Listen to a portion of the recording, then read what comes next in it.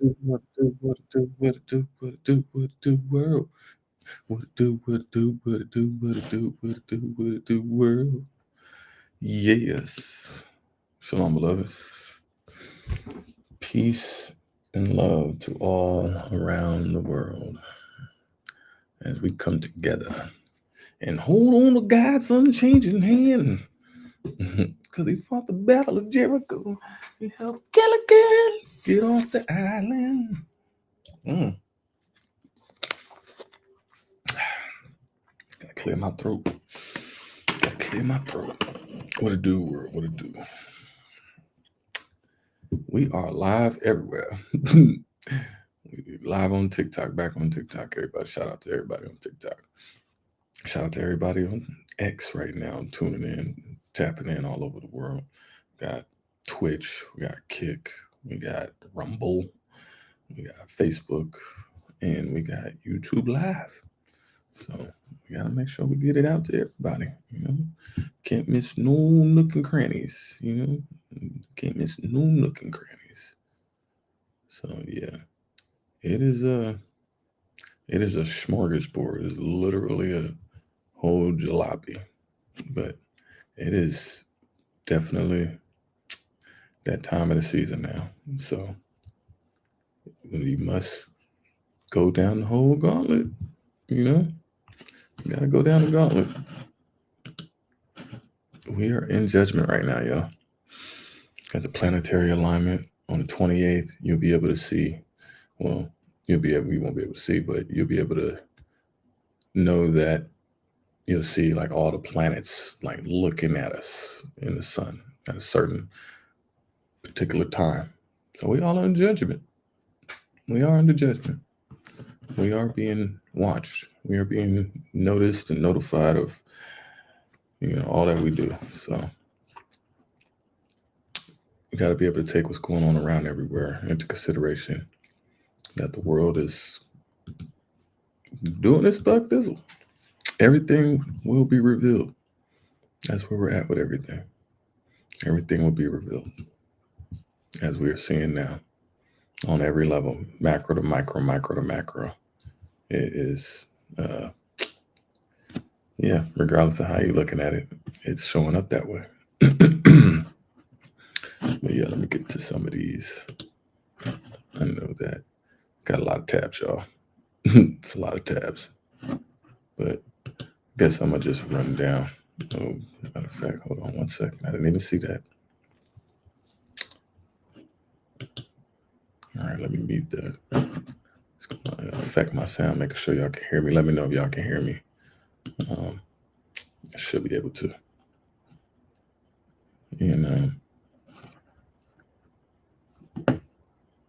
It is a beautiful day in the neighborhood. It's a beautiful day for thy neighbor. Will you be mine? Would you be mine?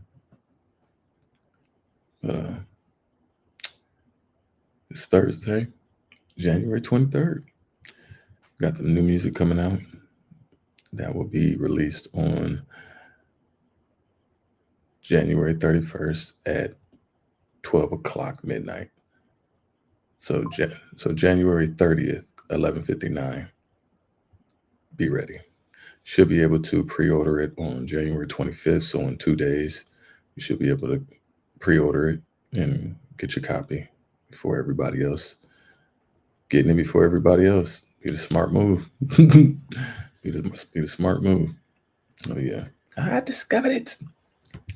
Be able to share it out with everybody. Let everybody know. Some good vibes, good soul music, all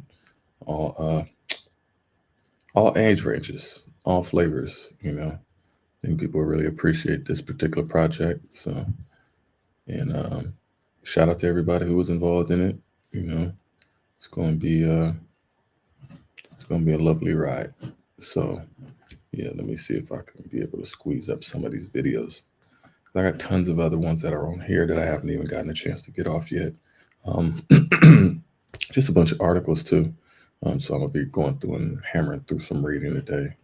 I think it's going to be important to be able to catch some of these things that are going on right now, because they are being detailed and they're being revealed, and they're being deep in true detail. But just go ahead and run with this one because this is where it is commencing. You know, you're starting to see the.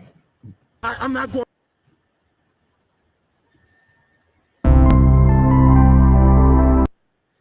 Nope. Threats is this illegal alien from Haiti. ICE says he's a gang member with 17 criminal convictions in recent years. Trump, you feel me? Yo, Biden forever, bro. Thank Obama for everything that he did for me, bro. ICE Boston quickly takes down its next targets, including this illegal alien from Brazil who has an Interpol red notice for armed robbery. This Salvadoran illegal alien charged locally with rape and released by a sanctuary jurisdiction. Señor, ¿cómo se llama? And this Dominican illegal alien charged with assault with a deadly weapon and heroin trafficking. Officers also arrested this Guatemalan MS-13 gang member facing gun charges. ICE says he was released from local custody just the day before. Their detainer request was ignored because of sanctuary policies. And in a sign of shifting priorities with the new Trump administration, this man, who was in the same apartment as the target, was also arrested after ICE determined he's also in the U.S. illegally. This is what ICE calls collateral. So you guys got your main target just now, but you got somebody else. What just happened? So our main target was released by a sanctuary jurisdiction, not honoring a detainer. That person was released back into the community, and when we went to go find him, he's with somebody else who was previously removed from the United States. So he's going to go today too. And that is exactly what Border Czar Tom Homan has warned would happen. When we find the bad guy, he's probably with others that are in the United States illegally. They may not be a criminal priority, but we're not walking away from them. ICE Boston says they will continue to go into sanctuary jurisdictions and do their job. Today was a good day. Today we took several significant public safety threats out of our communities. Unfortunately, a lot were released by sanctuary policies, but we're here to tell the Commonwealth and the rest of the country that we're going to find them whether they're released or not.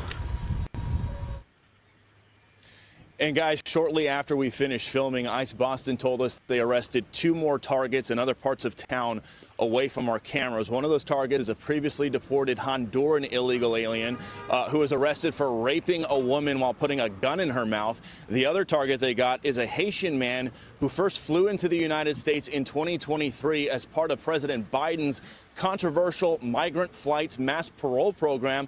Well, they just picked him up yesterday because he's been arrested locally for sexual assault. We'll send it back to you. Bill Melugin, it was fascinating to watch all of that. I think I was just saying to Bill, this is terrible for Joe Biden and the legacy that he tried to leave behind. A question from me, how soon will they actually be leaving the country? Does that take a long time?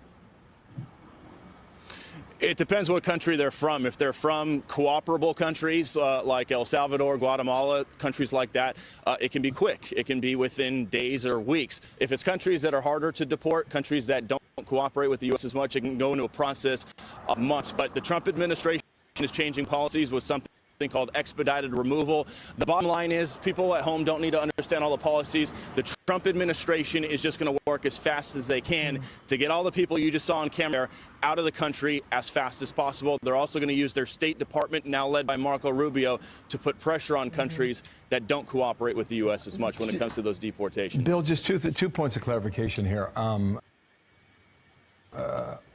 It seems a lot of these crimes are associated with sex crimes. I'm just looking at the list a bit earlier today. I don't know if that generally is the case or not. And second, if Boston's a sanctuary city, how are they allowed to do this? Because we told there would be resistance. Boston doesn't have to cooperate with ICE, but there's nothing they can do to stop ICE from coming in. And that's exactly what happened yesterday. And that's the point ICE makes to us is, look, they don't have to cooperate with our detainer requests. They don't have to tell our officers when they're releasing somebody from jail. But we're going to do our job. We have our intel guys out in the field. We have people with eyes all over the place, and we're going to snatch those guys. So they can make ICE's job more difficult, longer, and more dangerous, but it's not going to stop ICE from doing the job, guys. The bottom line is ICE says it's safer for everybody involved if locals would just hand these guys over in jail once they're arrested, but they don't. They let them out onto the streets. They don't tell ICE about it, so ICE has to spend a lot of resources gathering intel, finding these guys, and then going out into the community to do arrests, which could be dangerous. You saw that combative Haitian man, and then you saw, in the case of that one MS-13 member, his friend got snagged. They weren't even looking for him. They were looking for the MS-13 guy. They picked him up because a sanctuary jurisdiction released the MS-13 guy. ICE found him and then found the guy who was in the apartment with. They found out he was an illegal alien as well. So now he's going to be deported too. Wow. So yes, it has now commenced. So shout out to everybody on TikTok. You won't be able to hear what I am saying online right now. You will have to go to any of my other channels, which is Facebook Live or YouTube Live, and look up Prime Black. You'll be able to see all of the footage and the audio from there. But to go down on the story right now, that now that the new administration is in office now, they are now commencing the mass deportations in every city now. And so it is, the green light has been lit, and this is just at least starting out where they are going door to door now. And even if it's somebody that, you know what I'm saying, may not even be the person that they're looking for, they're scooping up people now, you know? And that's the guy was just saying right now, as he was just closing out right now. It's like, it's going to be disrupting to many people who look like they fit the profile of being from another country. And so it's going to be where you're going to start seeing the legality as far as just being able to walk down the street or even be able to do anything will be tested and questioned with many people of other nationalities now. So it's definitely interesting to be seeing all of this going on right now.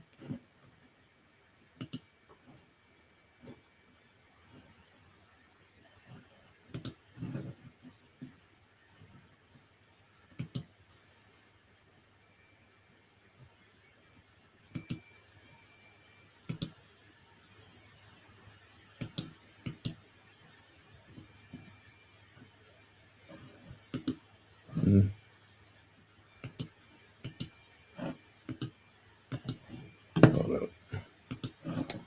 Let's go back to it.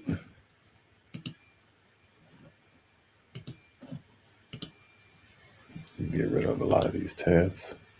To commit violent crimes. The 6-month operation. On a big crime bust, law enforcement announces dozens of arrests involving Mexican mafia prison inmates who directed gang members on the outside to commit violent crimes. The 6-month operation also involved drug trafficking, ghost guns, and more. Our Juliet Vara joins us live with more about the defendants. Juliet. This was a collaboration between local and federal authorities. So we're talking about agencies including the DA, ATF, DEA, the San Diego Police Department.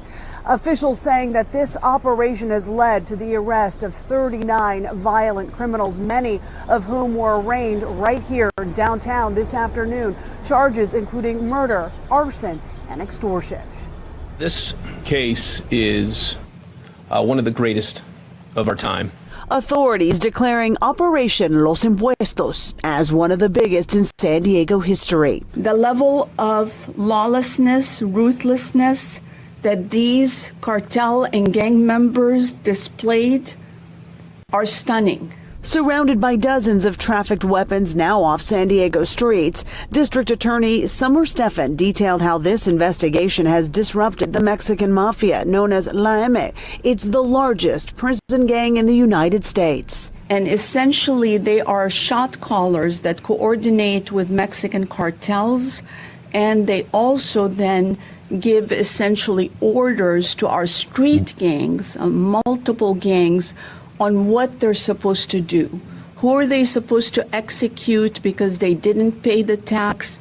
What business should they blow up?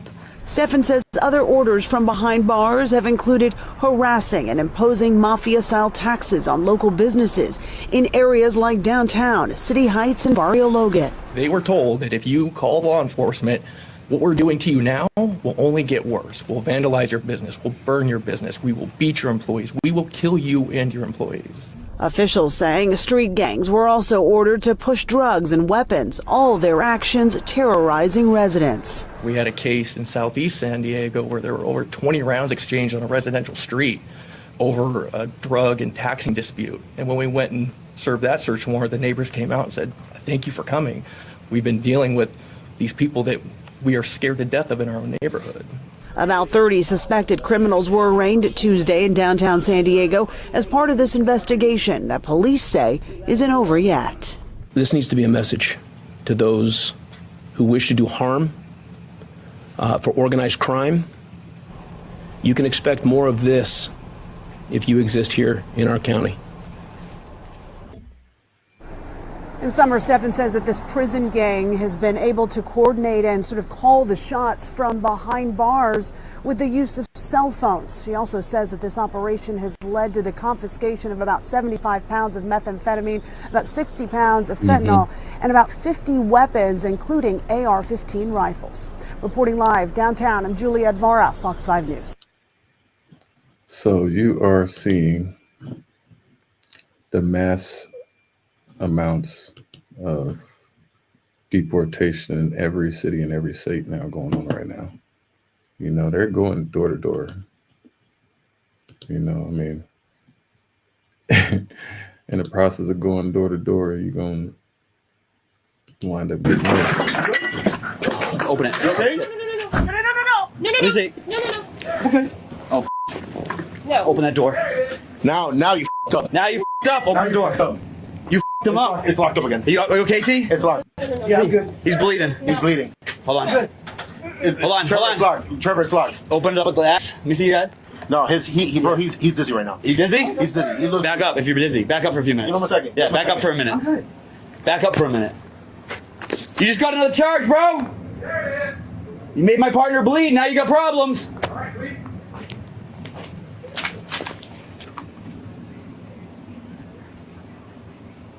Harvey, go ahead and axe that door.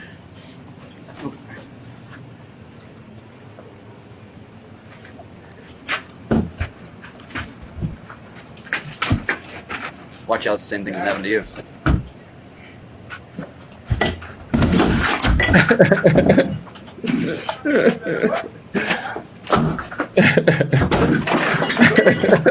Open it. You okay?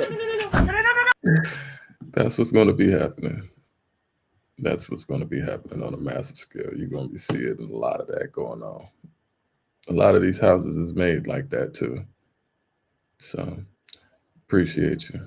You know, it's going to be a good job. It's going to be a whole lot of things going on like that. But that is the roundup, y'all. That is the roundup.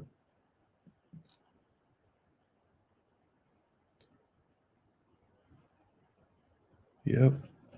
So this inauguration has got everybody up and all excited. You got everybody excited, I'm telling you. And that's why everything shall be revealed. And that's okay. Let it be. Yeah. Let it be.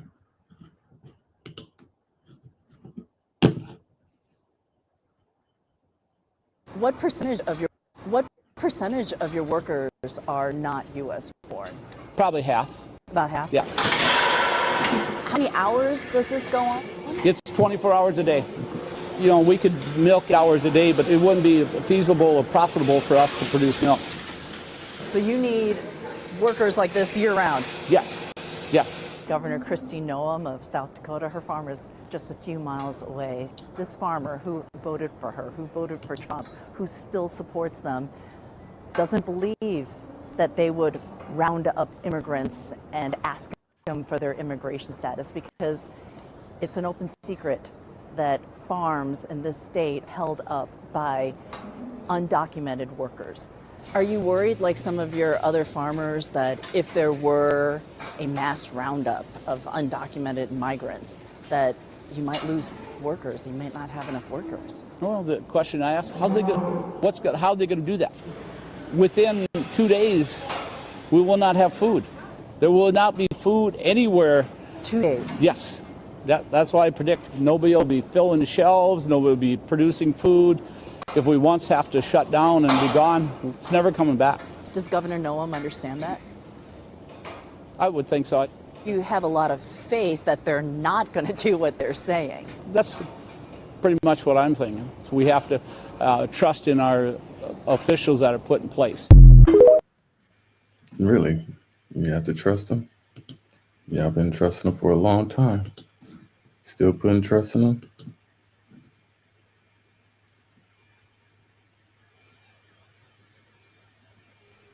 My heart goes out to all of you.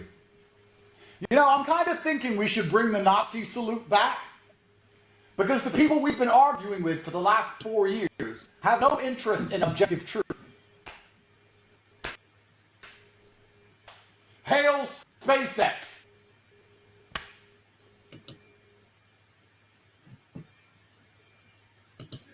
That is what's going on. Yeah, that's what's going on. We're going to continue.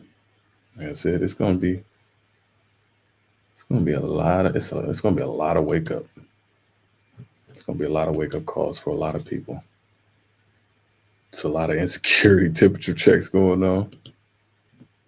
It's a lot of egos being, confronted. Yeah.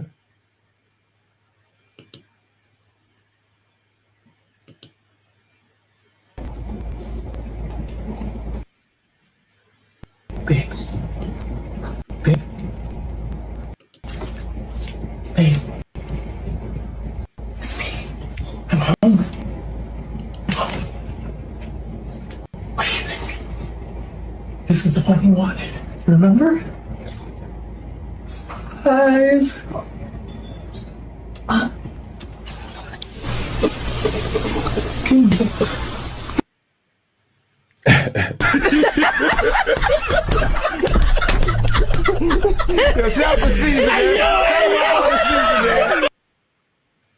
It's that season right now.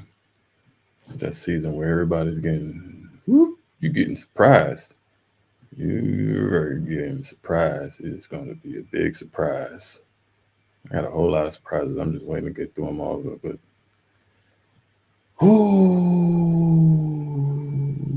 yes. You got numbers down on everything. Everything is going down. So yeah. It's going down, y'all. So let me switch over to here because I'll bring it back to the other ones. But just as much as that's going on in the house, these are going on in the house too. But just as much as the house is going down, burn it down. Yeah.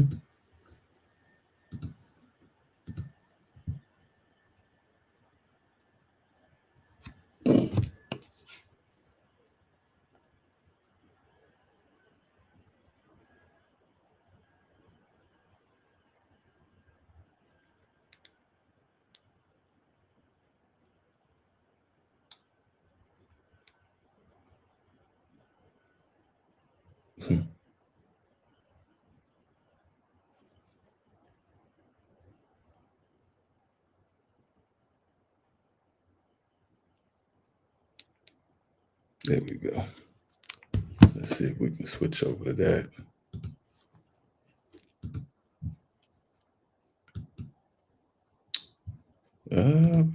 Yes. Breaking story that we have been watching for you very closely this morning. Look at the fires. Just as much as in the inside, it's on the outside everywhere. There's like no rest for anything right now. Hope that everybody knows. This is a maximum capacity of everything getting just whopped. Birth rates. People that are, it don't matter if you're regular or celebrity. It's just it's massive amounts of people that have already just passed away right now. Look at that fire here. Huge house fire burning in North Miami. NBC6's Julia Bagg joins. This is in Miami. It just got finished getting snowing. So just as much as it's the snow, it's the heat. Just as much as it's the heat, it's the snow.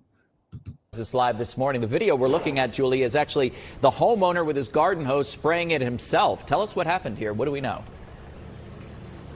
Yeah, pretty incredible story. I want to go ahead and get right to that video. Take a look at those flames this morning, showing you what happened to this house here in northeast Miami-Dade. A family of 4 asleep at the time when flames broke out, apparently just before 4:30 this morning. And I've been speaking with Jose Patalano, who lives here. This is your house. You were asleep. Tell me about what happened and how you made it out. Wakes me up saying smoke, and I see smoke all over the place.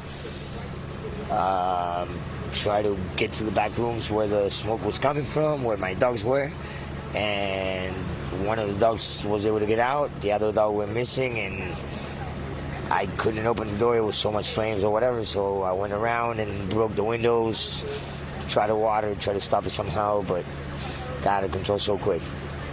You were worried about your 2 dogs, Tula and Kano, but Tula was able to get out. Kano was still in there missing. So in my mind, she was catching on fire, so my desperation, you could imagine. And he made it out. Mm-hmm. He made it out, yeah. We're all good. You were just back in there inspecting the damage. Destroyed everything. I mean, ceilings, walls. Everything gone. Everything. I mean, everything. Not everything burned, but everything. Damage because of the fire and the smoke and all that. How do you think this started? I have no idea. No idea. No clue. Yep. Jose Patalano, we're so glad you're okay. Your wife, your 12-year-old son, your 9-year-old daughter, they're okay. And I know. That's all matters. The house, he can be fixed. Thank you so much. We're so glad to speak with you. Appreciate that. Yes, exactly. These are just happening out of nowhere. They're not arson, and not nobody just running up in the house and doing anything like they think they're going to do. No. These are happening exactly as they're supposed to be happening right now. The new wildfire in Southern California, more than 50,000 people were forced to flee under an evacuation warning. Let's go to Chief National Correspondent Matt Gumman on the scene at the new fire that broke out overnight. Good morning, Matt. Hey, good morning, George. I wanted to give you a sense of where we are. That overpass, that's the 405 freeway, one of the most traffic thoroughfares in the world. And over here, beyond the fire hoses in that black, that's where the fire burned. At the top of that ridge, that is Bel Air. And over the past 24 hours, it has felt that so many fires erupted at almost the same time. But firefighters arrived here in enormous numbers on the ground, in the air, knocking that fire down. Overnight, a new fire breaking out in Los Angeles along the 405 freeway near the Getty Center Museum, prompting evacuation warnings in parts of Bel Air, flames and embers shooting up the hillside. Our station, KABC, capturing the first water drop as an army of fire trucks tackled the fire from the ground. That is more than 4,000 firefighters raced to battle the quick-moving Hughes fire just north of Los Angeles. We have the fire burning. The high rate of speed, it is crossing the road at Lake Hughes. The fire, fueled by those dangerous Santa Ana winds, burning more than 9,000 acres of bone-dry brush in the town of Castaic, at one point devouring 30 acres per minute. The weather is what's predominantly driving this fire, and it's spread right now. Multiple fires igniting on Wednesday in Southern California, seemingly at the same time.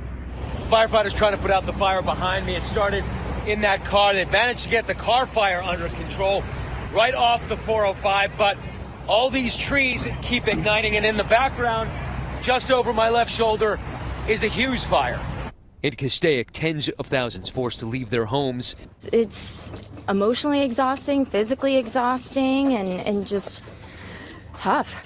Yep, very much so. 5 schools evacuating by busload, students rushing to safety. I was really scared because I thought I was going to get really hurt. Residents frantically hosing down their homes, some standing on the rooftops. I'll stay here and bite the lid out as long as it takes. Fleets of aircraft battling the flames from above. Firefighting aircraft have been dropping water right there. Those flames about 20 feet tall. Right here you have these bulldozers that have been trying to carve a line, a fire break here, just as that fire seems out of control here. The fire closing California's main north-south I-5 freeway, forcing its closure for hours overnight, backing up traffic for miles. And so just a few minutes ago, we saw arson investigators here on the scene. That as red flag warnings are set to persist throughout the rest of the day. There are going to be winds gusting up to 50 miles an hour in many locations in Southern California. And there is a new threat looming over the weekend. Rain, you think that might be a good thing, but it also might mean mudslides over those burn scars. Definitely. That's exactly what's about to happen.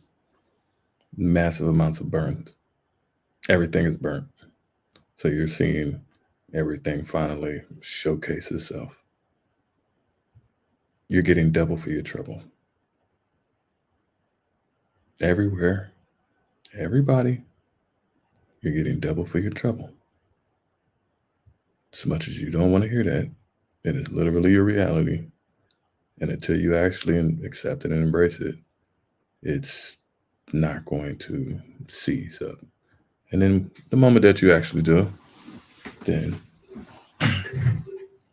you get another double for your trouble, because you are now in a loop.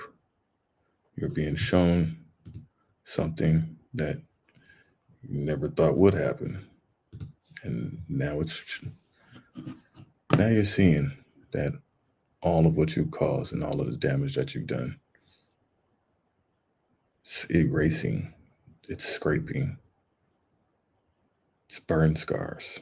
It's the scars of many hearts and souls that are bloodshed that have fallen on these lands. Truly has. You got it on one side, you got it on another. You got it on one side, and you got it on another. So yes, what are you going to do? Where are you going to go? Meanwhile, new overnight, Oklahoma City Fire Department responding to a house fire just before 1 o'clock this morning. It was near Northwest 36th and MacArthur. Crews tell us a homeowner called 911 saying the outbuilding caught fire, then spread to the home. The homeowner was able to make it out safely, but one of his cats is still missing. The homeowner was able to get out. He said that he was watching TV, heard a loud noise, stepped outside and saw the orange, tried to put it out with a fire extinguisher, but there was just too much fire. Battalion Chief Chappell tells us the cause of the fire is most likely a space heater that was in the outbuilding, and he expresses the importance of keeping space heaters away from anything flammable. Really can't stress. Yep, literally. It's a fire everywhere.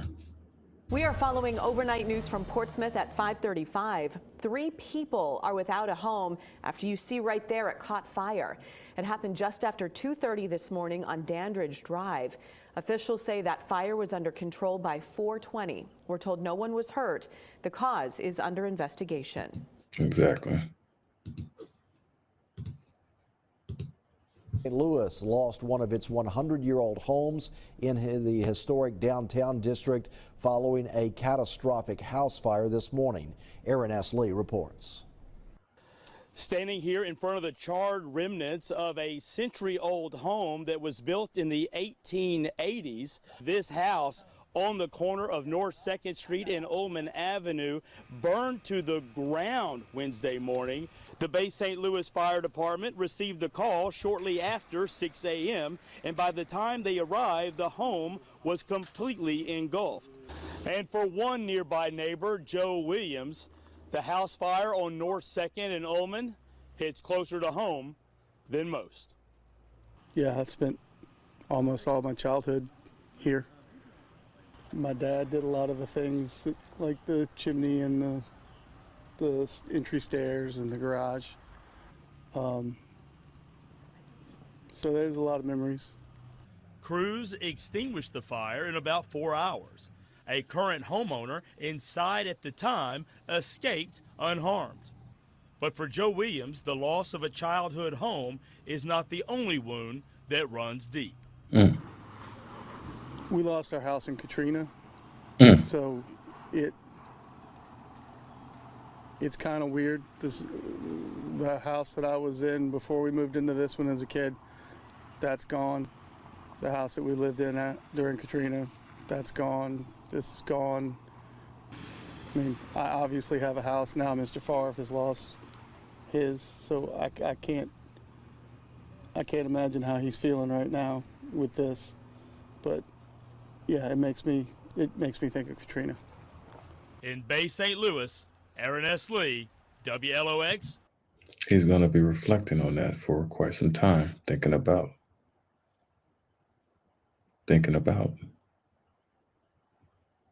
Katrina.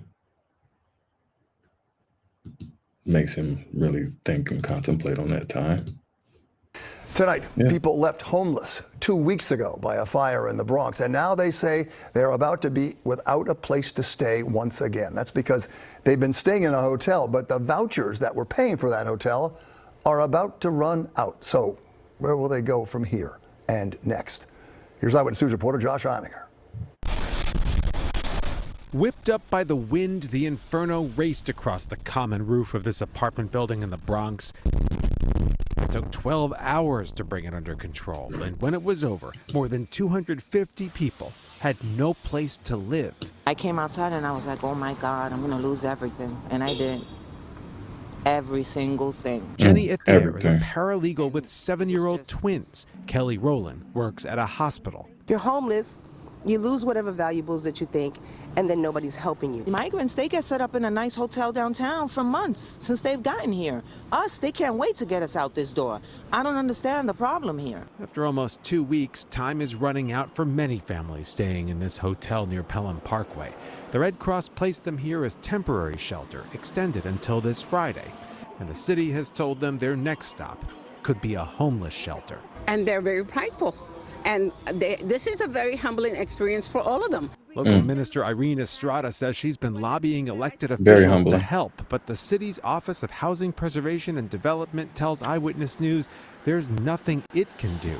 There's no money to pay for more hotel rooms, apparently no vouchers for housing elsewhere, just city shelter. Amy Beltre's mother was told she's bound for one, which could be anywhere. She has medical needs. We asked, what if, can she be placed in the Bronx? And they said, no, she could end up in Staten Island. But my kids go to school in the Bronx, so I'm gonna bring them from Staten Island to the Bronx every morning and then go to work in Manhattan?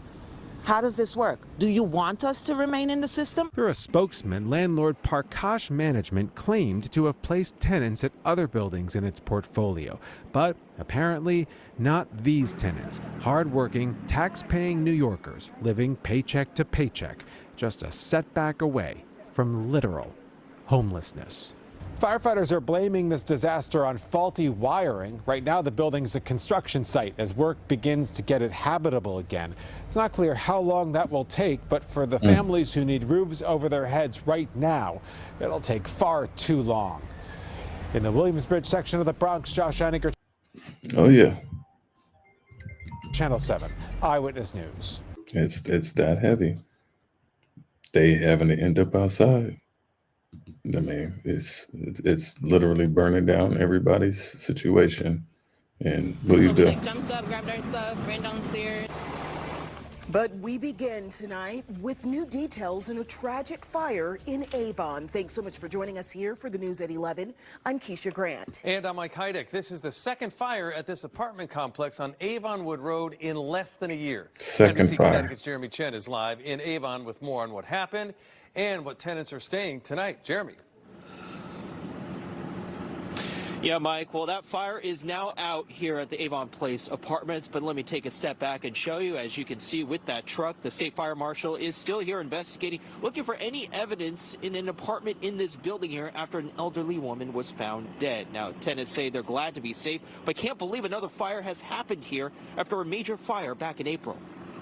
Life is scary. That's the feeling of tenants at the Avon Place Apartments after police and firefighters responded to a fire alarm call Wednesday afternoon. One person says her friend called 911 after seeing the fire on the first floor in a nearby unit. Smoke in the hall, yes. Definitely saw the smoke and smelled it ahead of time, and the alarm went off. People left their homes as the fire alarms rang throughout the building. So we jumped up, grabbed our stuff, ran downstairs. Avon firefighters say the flames were contained to one apartment and were able to put it out quickly. Police say an elderly woman was found dead inside the burned unit during the response. State fire marshals helping with the investigation. We are still working on notifying some next of kin, as well as determining the origins of the fire. Tenants are in disbelief about the news, especially after a major fire forced dozens of families out of another building on property in April of last year. I'm not really sure what to think. I mean, I'm glad that the alarms went off. Most tenants were able to return to their homes, but are holding each other close. You get through it, you know, and everybody comes out and helps one another. Yeah, but for how long? That's the thing. Obviously, you're seeing that most are not trying to help each other for not that long. So it's like, do you love thy neighbor when the devil's next door? Because you're seeing literally people just turning their backs. You know, this is literally showing up everywhere. Charges are filed against the Menasha teenager accused of setting a government official's office on fire over the banning of TikTok. 19-year-old Caden Stakowitz is facing multiple felony charges, including arson, attempted burglary, damage to property, and terroristic threats. Samantha Cavalli was inside the courtroom for today's proceedings and has reaction from Congressman Glenn Grothman. The back of U.S. Representative Glenn Grothman's building, now covered in ash and soot from a fire intentionally started over banning TikTok. I think the whole reason he did it is he wanted to force people to talk about TikTok, and I don't like to tell him what he wants to hear. On Wednesday, 19-year-old Caden Stakowitz of Menasha facing multiple charges, including arson like a baby and terrorist threats. Wolverine. The criminal complaint states around 1 a.m. Sunday, Fond du Lac police responded to a structure fire just outside of Grothman's office. Stakowitz was standing nearby. During an interview with police, Stakowitz admitted that he started the fire because he did not like Grothman after he voted yes on the federal banning of TikTok. He believed the shutdown was against his constitutional rights.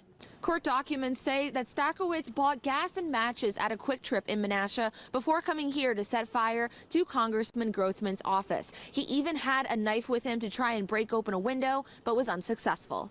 Stakowitz then allegedly poured gasoline on an electrical box in the back of the building and lit a match, starting the fire. U.S. Representative Glenn Grothman says he was notified around 5 a.m. Sunday, saying somebody had spotted the fire and called 911. Grothman says he's very fortunate that it was discovered.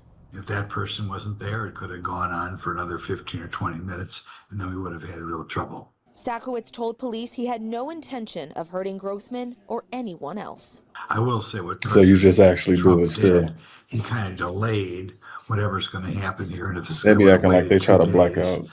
They would have brought TikTok back up, and he could have avoided a felony charge. Exactly. Stakowitz's bond was set at $500,000 cash.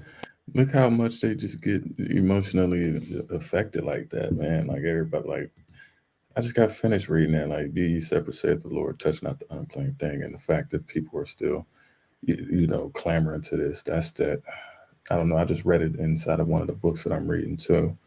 And just how much that we have held on to everything of this world, of this life, you know, when we try to seek higher ascension. And that just goes to show many of the people that we still deal with are still attached to things. People, places, things, and ideas. Like I'm saying, like you're seeing the Hitler thing, you're seeing, you know, TikTok and all of these different tangibles, people's houses and cars and all of these different things. And no, you're finding out the hard way now. You find out the hard way now that you just can't do what you want to do and say what you want to do like you did before. You're getting hit with felonies. You're getting taxed now. You're getting taxed. And then how's that going to look when you try to actually go get a job?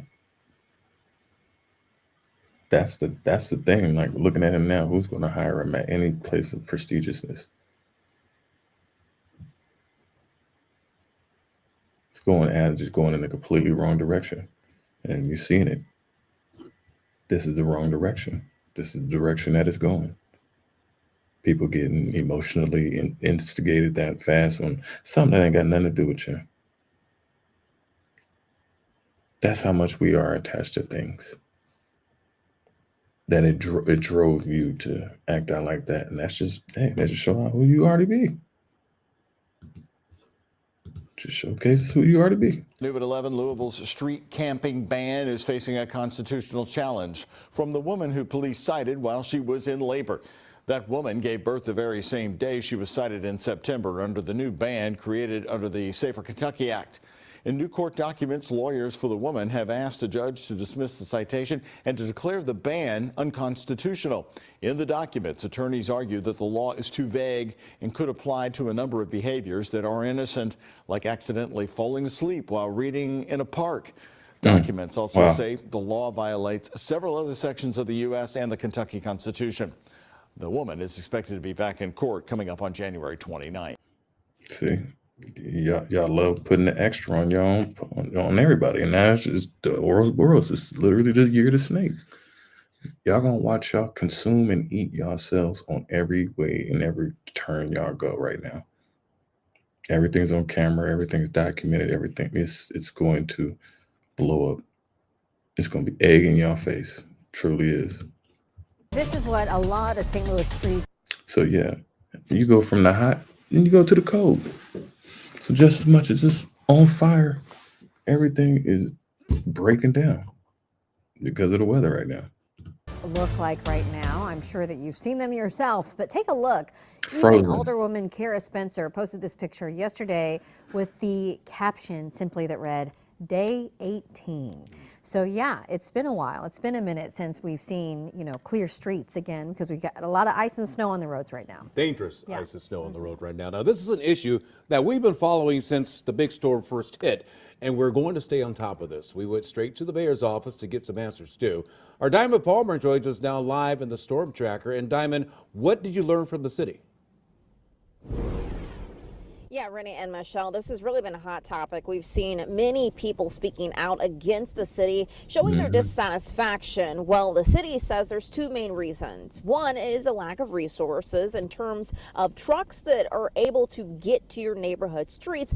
And the other reason why this ice is still here is because the temperatures are still freezing. Now, I want to show you a live look here. We are on Botanical Avenue. This is near Tower Grove Park and also Missouri Botanical Garden. This is what the streets look like this morning. It is similar to an ice skating rink. If you saw my head right now, you could see I look similar to a bobblehead. So this is what some of the residents are having to deal with. Again, they've expressed their dissatisfaction to city leaders. From North City to South City, things are still slick. So take a look here at your screen this morning. The focus right now are these neighborhood streets and alleys so you can get things like your trash picked up. The reason why you're probably still seeing ice in your alley is because the plow trucks aren't able to get down them, and then the trash trucks are not able to get down them. If you haven't already, property owners are responsible for clearing their sidewalks according to the city ordinance. But we did learn the city cut out about $600,000 from its budget that it would have gone towards snow removal and salt. They did say, however, they have spent a total of $375,000 of ARPA funds to buy those smaller plow trucks so they can be able to get down these neighborhood streets. Those are expected to get here by the end of the year due to supply chain issues. Now, this is still a live look here, bringing you back here on Botanical Avenue. Again, really, really slick conditions here this morning. So if you are venturing out, please remember to be safe and walk slowly. Reporting. Yeah. How you can walk slowly in something like that, knowing that you guys, this At least 10 is something you people never are dealt dead with. from the historic winter storm that swept across the Deep South. Record snowfall in Mobile, Alabama caused the roof of its Civic Center to collapse. The building was in the process of demolition. Florida may have already broken its all-time record of snowfall with 9 inches in the western panhandle town of Milton near Pensacola. The city is like many others in the South that does not own snow plows. Why Exactly. would you need them? Why would you need them? Airline operations have Completely resumed in several caught off southern guard. cities. Lingering issues are impacting routes to and from Texas and Louisiana, along with Hartsfield-Jackson in Atlanta, the world's busiest airport. Exactly. How you gonna get through that? What you gonna do about all that? We're following several breaking news stories. The first happening overnight, a house fire on Marvin Avenue in Cleveland's Clark Fulton neighborhood. One person was taken to the hospital for smoke inhalation. We got there after firefighters were calming down. Here you can see the ladder up towards the roof, the flashing lights. This started around 11 o'clock last night. This is actually right behind Cleveland Police's 2nd District headquarters. Now, we still don't know how the fire started. And then just a few hours later, just a few miles away, firefighters had to put out this garage fire. This one happening around 1:30 this morning on West 71st near Clark Avenue. Although it's not nearly as cold as it has been, it's still cold. Wind chills still close to 0 for firefighters out there. What you gonna do about that? Close is 0. It's 0. It's 0. What are you gonna do? Literally got to do with A water main break is causing road closures and one school closure in Glendale this morning. It's on Sappington Road, just south of Kirkham. That's right in front of North Glendale Elementary School. Look at them go to work. The Kirkwood School District notified parents that the school will be closed today. Missouri American Water says North Sappington Road is closed between North Kirkham and Brownell. They are also reporting bad icing on Sappington. Winter weather has. What you gonna do with that? When you got a battle that you're putting out the fire and all of the pressure and all of the having to it's messing up the water. How are you going to be able to go back and forth? That's what the issue is right now. It's a never-ending complication. We begin with an update on that breaking news that's been unfolding in the last 45 minutes at Taylorville Marina up in Polk City. That's right. So a fire that started last night rekindled this morning, and crews, it sounds like they just got everything cleared up, Olivia.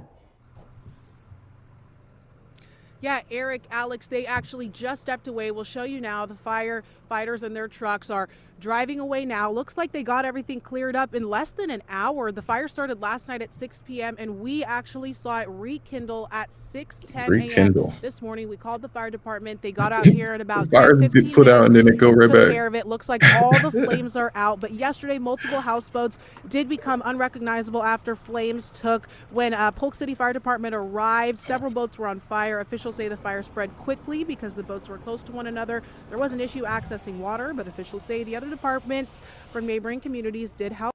How do you have accessing water when the water's when the boat's in the water? Just make it make sense. Make it make sense. It's gonna happen, and it's gonna happen regardless. You're dealing with water. Another update for you. The Marshalltown driver's license station will be closed again today. That's a change because they were supposed to reopen this morning, but just about 10 minutes ago, the Iowa Department of Transportation said new leaks developed overnight after the repairs were made. It comes after a water main break in the mall forced the office to shut down for a couple of days, but again, it will be closed today after all. Every single place around the whole country is being shut down because of this issue right there. The frost froze everything all the way down into the ground. That ground was frozen all the way down, all the way to Florida, y'all. Places that ain't never seen no snow, and you ain't got no plow. There's nothing they have to worry about with that until, oops, now you got to worry about it. Now you're having major water issues. An urgent warning from the mayor as the city is close to a boil water advisory. That's right. Mayor Belinda Constant joins us now via Zoom Live. Thank you, Mayor Constant, for joining us. We read your press release just moments before the newscast that said you're close to a boil advisory. What is causing that? Thank you so much. I truly appreciate this opportunity.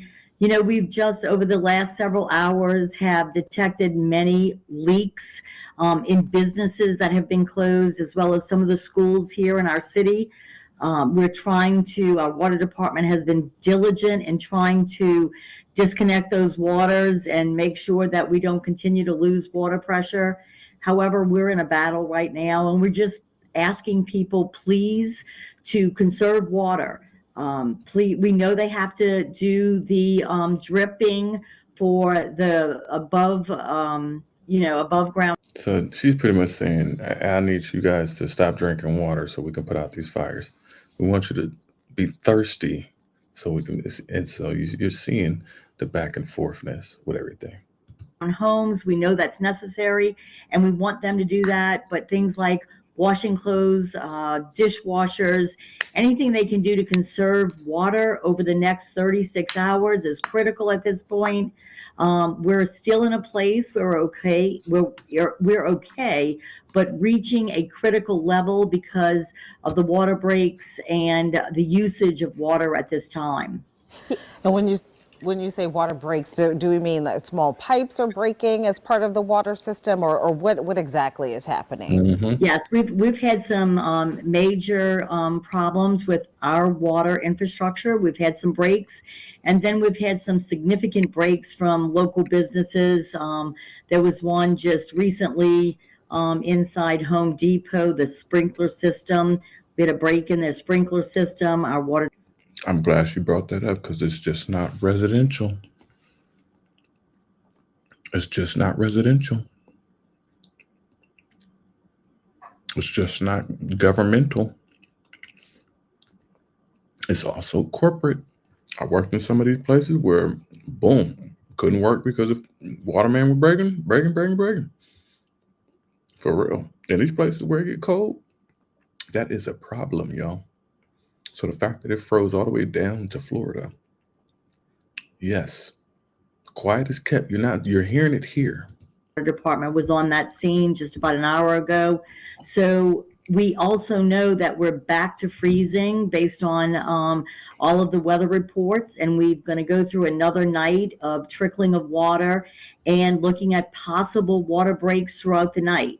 So the only thing we can do at this point that the public can help us with to minimize going into the possibility of a boil water advisory is to limit water usage.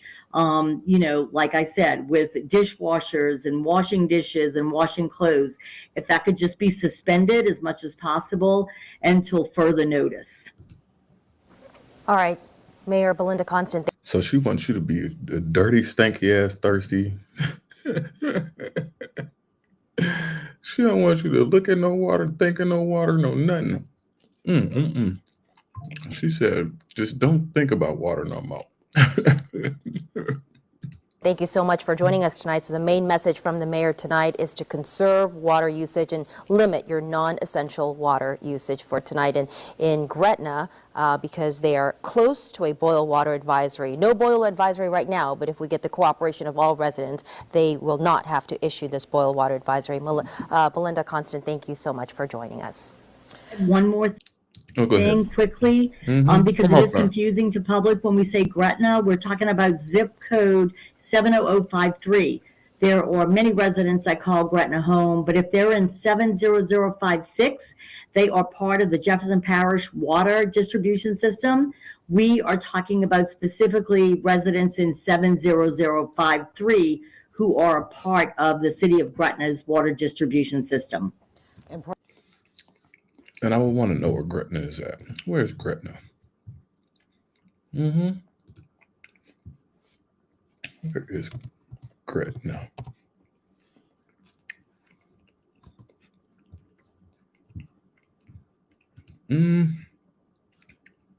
Gretna, Louisiana? Is that where she said? 70053. Yep, 70053. So as many times as they always be telling the people and coercing the people to be like, hey, do this, save water, and all this conservative. Yeah. All these people who was, trying to do that out here in these Hollywood Hills. Oh, I'm conserving water and I'm only using 2 drops of water in my toilet when I flush. Yeah. Where was all that water that they saved up and accumulated? There ain't no way of them knowing that the water got saved and accumulated. How you gonna go back to the records and be able to look back and be like, hey, I saved 10 football fields of water. How do you prove that? There's no good merit to none of that. No reward. Because even when you think you're saving, you still getting taxed on your bills. That's what y'all was doing to us. We're like, where did this new tax come from? Where this new charge and fee on my bills come from? I was paying such and such amount of money for 5 years, 10 years, 2 years, whatever. And now all of a sudden it changed. Y'all get brand new when it comes to y'all concerns, huh? Y'all gonna keep fighting this fire. Nice. Y'all gonna find out. Winter weather has some firefighters training for a whole different set of emergency calls. Alyssa Matrician took a dive in a frozen pond so she could learn what it takes to pull someone out. Yeah, that's right, Ty and Margie. So Engine House 1 and Engine House 11 make up about 30 St. Louis City firefighters that are part of a group known as Marine One. They specialize in water rescues, a job that doesn't stop even when it's this cold outside. They're going to start losing their ability to think properly, respond to verbal commands, and eventually will just pass out. And it's a very rapid process. In a matter of minutes, it'll happen. If you fall through ice and into the ice-cold water beneath, it only takes moments for the hypothermia to start setting in. That's why it's crucial for people like Captain Ross Hetz from the St. Louis City Fire Department to be able to pull you out and do it fast. We have ponds that freeze over, and there's a very high probability of children out there playing, dogs going out on the water, breaking through the thin ice. Then their owners try to rescue them. Captain Hetz and the rest of Marine One spend the coldest days of winter training for that moment when someone falls through the ice, and I suited up with them. I feel like hazmat right now. Their water suits have layers of protection. They're thermal, they have flotation, water resistant, and have a harness device built in for retrieval. The temperature to what to expect when you get in, you might think it's going to be freezing, but with our equipment, it's not. It's no problem at all. Ian McGann has been a firefighter with St. Louis City for over a decade. He showed me how to crouch, crawl, and use ice picks to glide across the ice. You have to be able to reach the person you're saving without getting into trouble yourself. That person's in the water because the ice was too thin, so you don't know where that's going to be for you. So you want to spread your weight out, get skinny on the ice until you get out there, so you don't fall in. So that's the importance of staying low and evenly distributing your body weight. As I made my way out to Ian to rescue him from the water, it became clear that each situation is unique, and staying calm is crucial to each and every rescue. How did I do, guys? This is wonderful. This whole channel thing doesn't work out. The team trains for ice water rescues at least once a year. Hetz showed them different scenarios he's seen over the last 30 years. And then we'll do actually a scenario where they'll go in, approach a victim, rescue them, and bring them to safety. And there's been some rescues that have been more complicated than others, but Mm-hmm. When we show up, we got to do it. Important to note, with these temperatures fluctuating, it is creating more unknown when it comes to the thickness of that ice. Now, Yep. Captain Hetz says they've had more animal rescues than actual water rescues of people, but he also says if you witness someone fall into the ice, do not try to complete a rescue operation. That's because the animal actually lives in the wild and they actually know how to survive better than humans when it comes to that particular type of situation. So how do you know how many people have actually gone down and actually ain't make it up? How many people can actually hold their breath for more than 30 seconds? And then it's actually freezing. And then you get swept under by the current. Come on, y'all. You're not making no sense with a lot of these things. They don't want to tell you that, hey, we rescue a lot more humans than we do. Back home in Minnesota, We rescue a lot more humans than we do animals. They're not going to tell you the real stuff. There's a lot of people that are falling through that blast snow. of bitter cold is great for Just as much as these people skating on this ice. Things happen, and they've been happening. Instead of under speculation, like things could happen. No, they are actually happening. For folks who love our iconic winter activities, the U.S. Pond Hockey Championships get going today. It is back at Lake Nokomis for its 20th anniversary after being canceled last year because of the thin ice and warm weather. Exactly. Ryan Katane has a look at the excitement as the games got underway.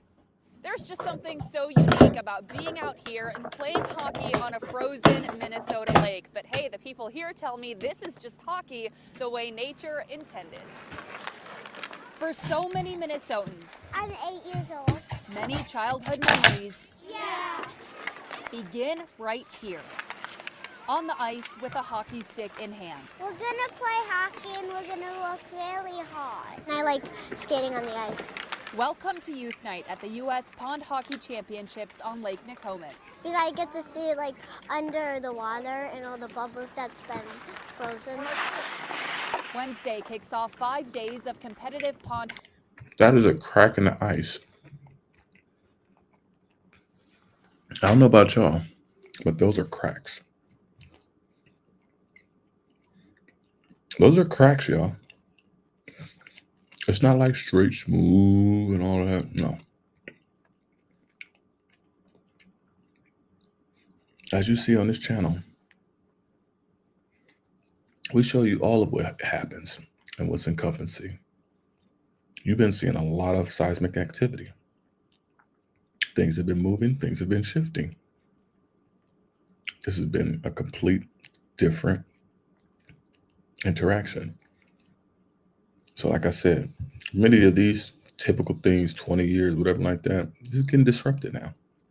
Hockey, bringing in 2,300 players from around the state, the country, and even the world. England, Japan, of course, Canada. Jody Deloret is the owner and event manager of the Pond Hockey Championships, now celebrating 20 years. It's a bucket list opportunity.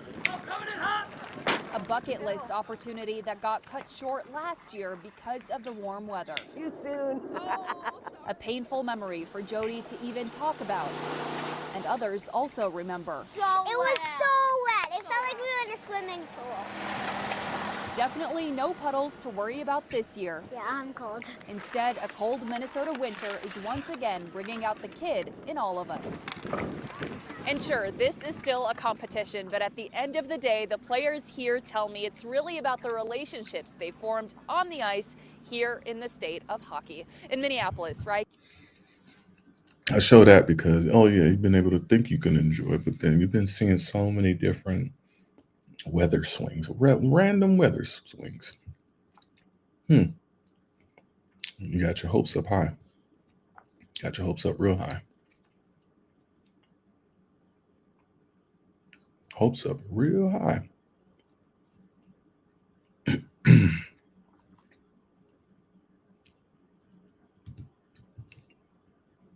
It's only gonna last for waking up not in that long. DeKalb County this morning. A water main break is causing some trouble to the morning routine. Yeah, this weather has had a huge impact on our water main system. Crews have been out there working throughout the night, but they warn people living in that area, you may notice some impacts to your water service. 11 Alive's Karis Builder joining us live from West Ponds. Karis, this all comes as the county remains under a state of emergency because of the weather. How is it looking right now?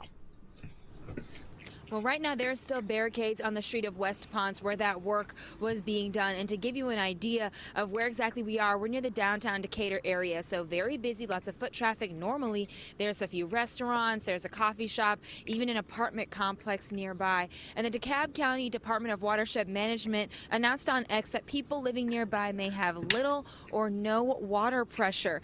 The streets that are supposed to be impacted are Fairview Ave, Wilton Drive, Northern Ave, Ponce de Leon, and Wilson Drive. All of this happening as the county tries to deal with the effects of the freezing cold temperatures. Just yesterday, hundreds of cars were left behind on the roads, and we watched as drivers tried to avoid those cars when they ventured out into the early morning. The county was placed under a state of emergency following the storm, and DeKalb County CEO Lorraine Cochran Johnson says she's concerned about the state of the roads because of the cold temperatures carrying on into the morning.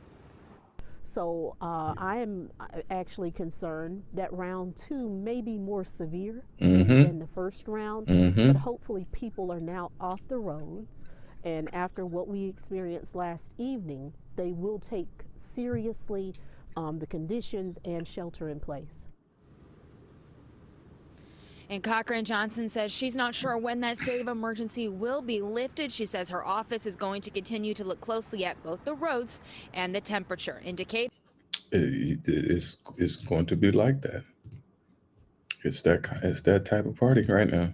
It is a busy day for first responders as well, and for plumbers. Several reports of busted pipes across the coast means they are racing against icy conditions to make sure customers still have running water.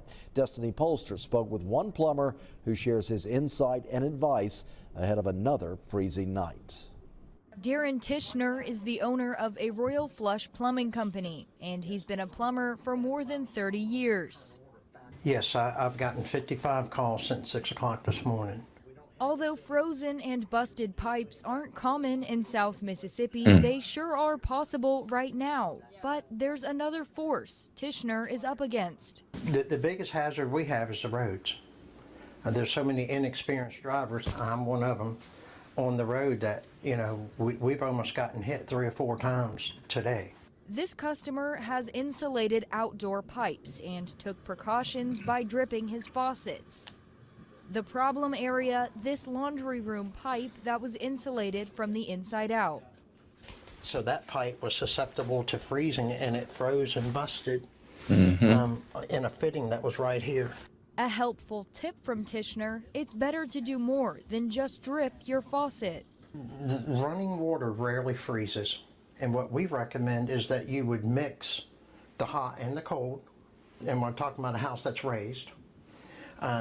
We would mix the hot and cold combined about the size of a pencil. Or you know, the coldest is going to be between like 4 and 6 in the morning. Okay. So it should this be case, more than a drip. Yeah, no, this is a whole lot. That's adequate. About the size of a number 2 pencil will keep you safe. Okay. Like if I got up this morning and once it got above freezing, I would turn my water off. Houses the most at risk for pipe bursts are those built off of the ground with exposed plumbing that is not insulated. In Gulfport, Destiny Polster, WLOS. Yep. Places that ain't never seen nothing like this. They ain't never seen nothing like this. St. John, St. Bernard, St. James, Lafourche, and Terrebonne residents, you've been asked to conserve water. There are also several boil water advisories in effect, including all of St. Bernard and Lafourche, New Orleans East, parts of Grand Isle, the Timberland Highway 10 area of Washington Parish, and customers south of 3796, Highway 24 in Terrebonne, plus Belle Chase. So a long list there. Plaquemines officials also say that they're currently addressing water line breaks from Home Place to the Boothville water plant, which are causing little to no water pressure. And they ask customers report any water leaks they see to Infomark at the number on your screen. 504-912-1023. We'll work to get that on your screen there for you. But again, it is 504-912-1023. Visit WLTV.com. It is going down, y'all. What was a watery mess is now an icy concern in this Kensington neighborhood tonight. The water department is making repairs, but not after water encased cars and created headaches for drivers. Just locked in place. Just locked in place, y'all. With a closer look. I can't make this stuff up. I'm just Yeah, Rick, some folks say they've not been able to use their cars for days Just because they're stuck in that ice. So stuck. they were so glad to see Philadelphia water crews out tonight, but they say it did take a while to get some help. This Jeep struggles to navigate thick sheets of ice on Schiller Street in Kensington. Another car going nowhere fast. Frozen. This driver decides to not even try. A water main leak on nearby H Street has sent a constant stream of water flowing throughout the neighborhood. They gotta get that thing fixed. Just to give you an idea of how bad things got here, take a look at this sheet of ice in the road. That's at least 2 inches thick. And you can see crews have put down some salt now to try and break this up. It's about time they came and did something, but it shouldn't take this long. While there was relief seeing crews And on ain't none of y'all scene, helping there out was and getting also out there to do frustration. that. Neighbors say Joe they first communities. reported the leak 2 weeks ago. Just froze The all water the way up. department said the leak was reported Friday. A reason for the discrepancy is unclear, but a statement to Action News read in part, due to very cold weather, there's an increase in reported leaks at this time. And we ask for patience as we investigate and prioritize assisting customers. My car's been in there for 2 weeks. I can't get it out. My battery died. I can't do nothing. In the meantime, neighbors are still left to deal with multiple cars encased and immovable. Encased. And even as repairs are underway, the water is still flowing. I can't feel my fingers. Neighbors say the city did salt the block, but they're taking matters into their own hands. We spotted several people with shovels digging up the ice so cars could get through. Just doing what I love, man, helping out the neighborhood. And the water department says, and neighbors confirm throughout all of this, customers never were without water service in their homes. Live here in Center. It is inconveniencing every single person. It's literally inconveniencing. It's not letting up. It's not letting up. This is literally showing you. Yep. This is slick. That was 2 inches of frozen ground. You're not driving on that.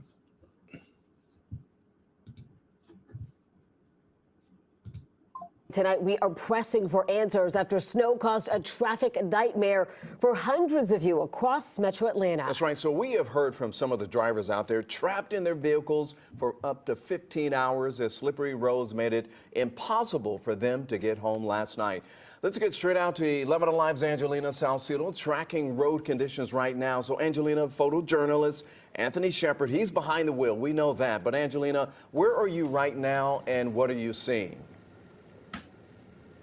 So we're in DeKalb County driving on River Road, and I will tell you that it is a much different picture tonight than it was last night. We'll show you the road in front of me, and you can see that there are no cars on this road.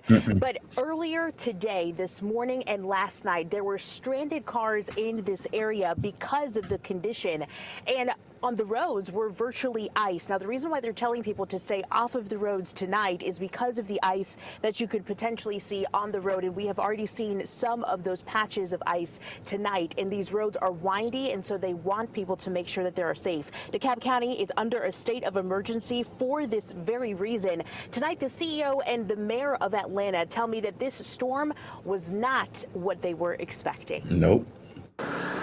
No one could predict how fast it was coming. Treacherous roads turned to ice. I don't know if everybody in the metro saw that dusting as, hey, it's going to come like 5 p.m. You know, we began to see that we were receiving hundreds of calls. DeKalb County CEO Lorraine Cochran Johnson and Atlanta Mayor Andre Dickens both responsible for keeping people safe, treating primary roads ahead, but temperatures made snow stick. Over 100 cars that have been abandoned, well over 200 calls for roadside assistance. In DeKalb today, Everybody the carjacked aftermath up. still lingers. The county under a state of emergency. Do you believe that one should have been issued yesterday? I will say that, you know, when it comes to a state of emergency on the county level, you need to be in a state of emergency. Miles away in Atlanta. We were riding around yesterday. There were a few spots that were icy that, you know, I would radio in. Was it that there was not enough treatment put on those, or were there certain spots that were missed? Snow came down very fast in 2 or 3 hours. And so as trucks are out there, they're not on every single road at every single minute. Now in the Joint Operations Center, Mayor Dickens says he's proud of the city's response. This time around, we had salt already in places around the city. One of the things that we would do earlier than we did this time is to notify the public, get off the roads, go home. Now, when it comes to Atlanta, the city offices will be open tomorrow, as well as schools. Offices are going to be opening with a delayed start. I did ask Atlanta Mayor Andre Dickens how he feels about Atlanta's resources when it comes to winter storms, and if he's open to having a conversation if we need more resources, if events like this keep happening continuously. He does say that he's open to having this conversation, but that he wants it to branch out to a wide thing to make sure that everybody is just as prepared as the city. When it comes to DeKalb County, once again, here they are in a mandatory shelter-in-place order until overnight and into tomorrow morning, until they make sure that these icy spots that we're seeing out here tonight are gone. We're live tonight. People are so hard-headed. People don't like to listen until they actually are met with a consequence, and met with a consequence that they can't choose. Wise words. You can't choose your consequences, for one. But until something happens, until your car's jacked up and you're trying to go pick up somebody, you're going on a date, and you, why your car all raggedy and jacked up? Who you here? You been playing bumper cars with everybody? You know what I'm saying? Like, you got that extra money to put into it. That's what I was telling people. Like, you got to see these things. Like, all of this could have been avoided. You know what I'm saying? Instead of trying to go and get a Domino's pizza, you could have been cooking. You have food at the house. Why are you going out? all your bills is auto pay. What you going to the liquor store? You just going for your vices. You're supposed to be letting that go and shedding that. Instead of buying that bottle of alcohol, you could have bought some stock or something. You could have saved that, and that would have added up over time. You'd be able to buy a plot of land out there.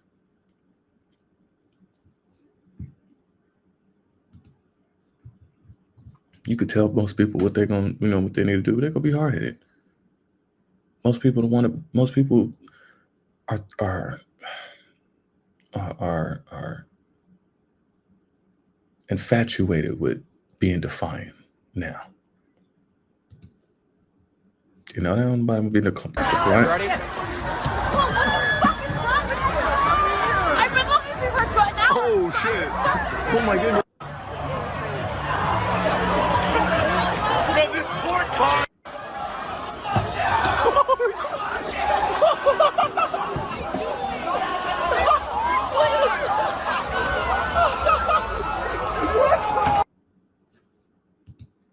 That's what's happening. That's what's happening. During the winter, everyone needs a good comforter. A Minnesota company has been keeping customers warm for nearly 160 years. In this week's Finding Minnesota, John Lordson shows us why longevity isn't the only unique thing about the St. Peter Woolen Mill. I can pull probably 8 to 10 pounds off of this thing at a time. That's getting pretty thick. The machine you're looking at is the catalyst behind a business that dates back to the 1860s. Chains, belts, and rollers make up a carding machine, which processes wool. Ben Malloy has been running it for 35 years. I show you this is because this is definitely the businesses that our brothers and sisters used to definitely be masters and specialists in, being able to work with our hands and be able to create things in the industrial age. You know, we definitely are creative, and just to be able to see these machines and seeing things that are coming into fruition for us and the blessing, these are definitely things we need to take into consideration. So I just show this as a little bit of a, pick me up. Time it gets from the back of the machine to the front, all the fibers are pointing parallel to the machine, and then I rip them off and turn them into batting. The wool batting is used to make various types of bedding, like comforters and pillows. So you gotta gather up the edges, pull it to the middle, just give it a tug. That process, in a nutshell, is what's put St. Peter Woolen Mill on the map. We're only one of a couple mills left in the whole country that does this kind of work. Pat Johnson is the general manager. And it looked like she's going out of business soon. Her family has been a part of the mill for more than a century. Her great-grandparents bought the business in 1912. And it continued down through the generations to my grandfather. Bought or stole? Let's have that conversation, lady. Look at these people. Do you think they bought or sold? What work was he doing? What work was he doing?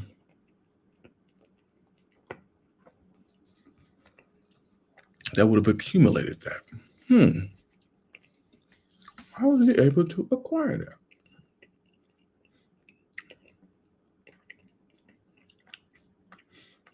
I mean, she don't look like she was out there busting it wide open.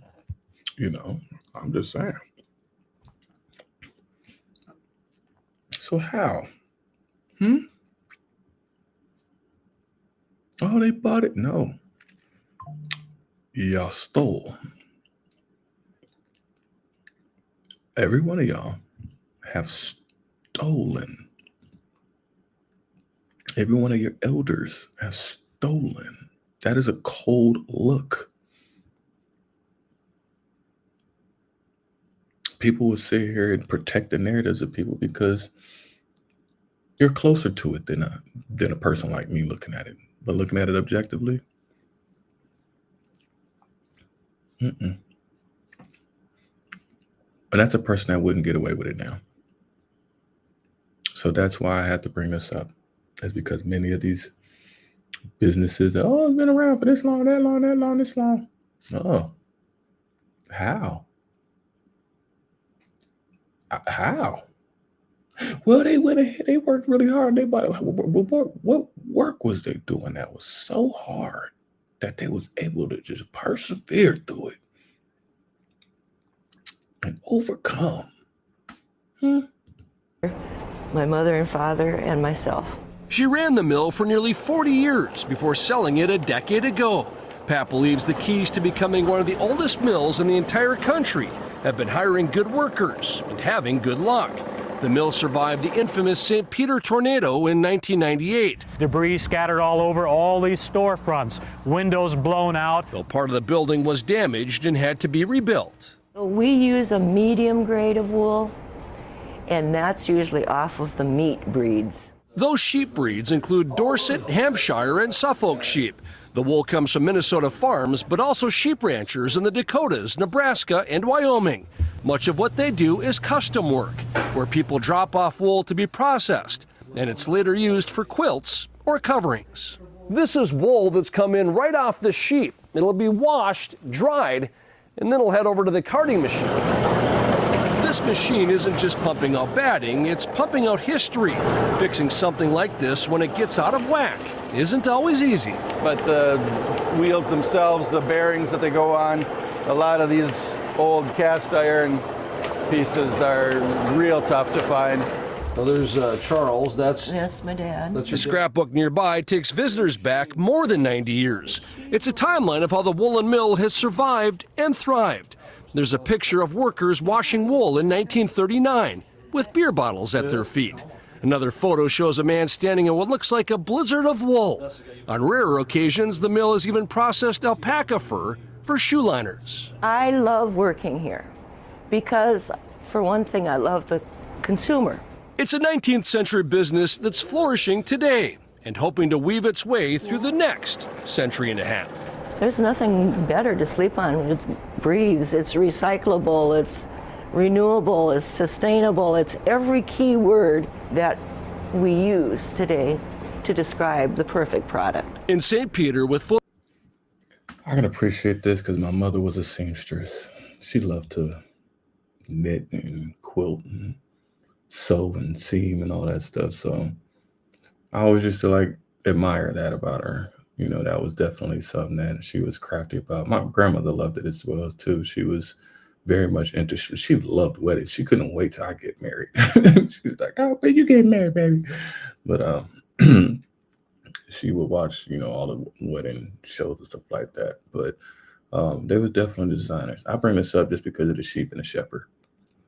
And I bring this up I didn't even expect to see this, but it's kind of like now I'm dissecting it as I'm watching it in reaction time. But just noticing that many of these businesses that have been up and established and, they've been said to have survived and stand the test of time and things like that. You can think about things even though different from Palisades, Helen, Milton, and the things that we thought, that many thought that would stand the test of time wind up being no more. And so I'm showcasing that is because you're running into many different particular situations now where things like this are being completely wiped clean off of the map. And these particular type of business establishments are becoming obsolete, or they're becoming to a situation where you're seeing, as you can see, the collective people that you see are either long in the tooth or ready to sell it. So these are interesting things. I just put that in your head just to think about it for a little bit.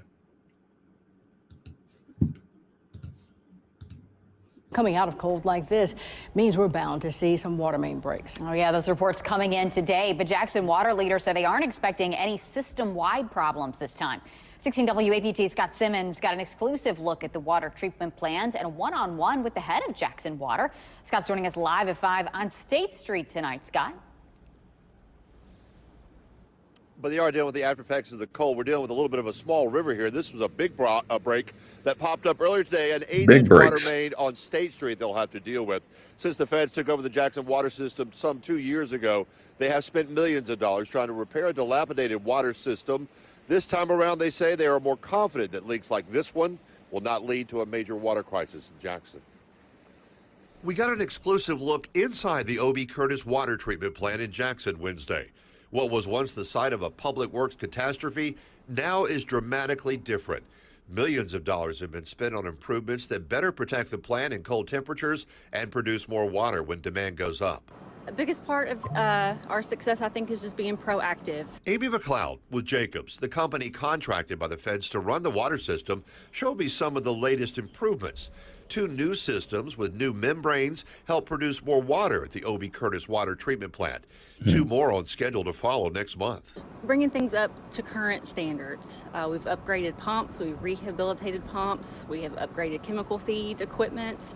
We're just constantly doing rehabs and bringing things up while we work on major capital construction projects. Between water and sewer combined, we've spent $340 million, and of that, about 150 of it was the federal funds. Ted Hennepin is the third-party administrator appointed to run the water system when the EPA took over the faltering Jackson water system in November of 2022. A year ago, after a major freeze, the system faced massive shortages after social media rumors caused a massive drain on the system. We've got to get through the thaw, and today's going to be the first piece of it. Even with new breaks popping up on State Street or Ivy Street Wednesday, Hennepin says the water plant is able to produce more than enough water to keep pace and keep the city out of a water crisis now. We've repaired maybe 20 million gallons of leaks in the distribution system, so there's not as high of a just constant demand on our plants. So we'll have leaks as a result of broken pipes now, but we've got more capacity to deal with it. Do we have capacity to deal with everything? No. Nope. Nope. No, and you're going to have breaks like this as things start to thaw out. Right now, Hennepin, it says the water plant is producing twice of what it actually needs.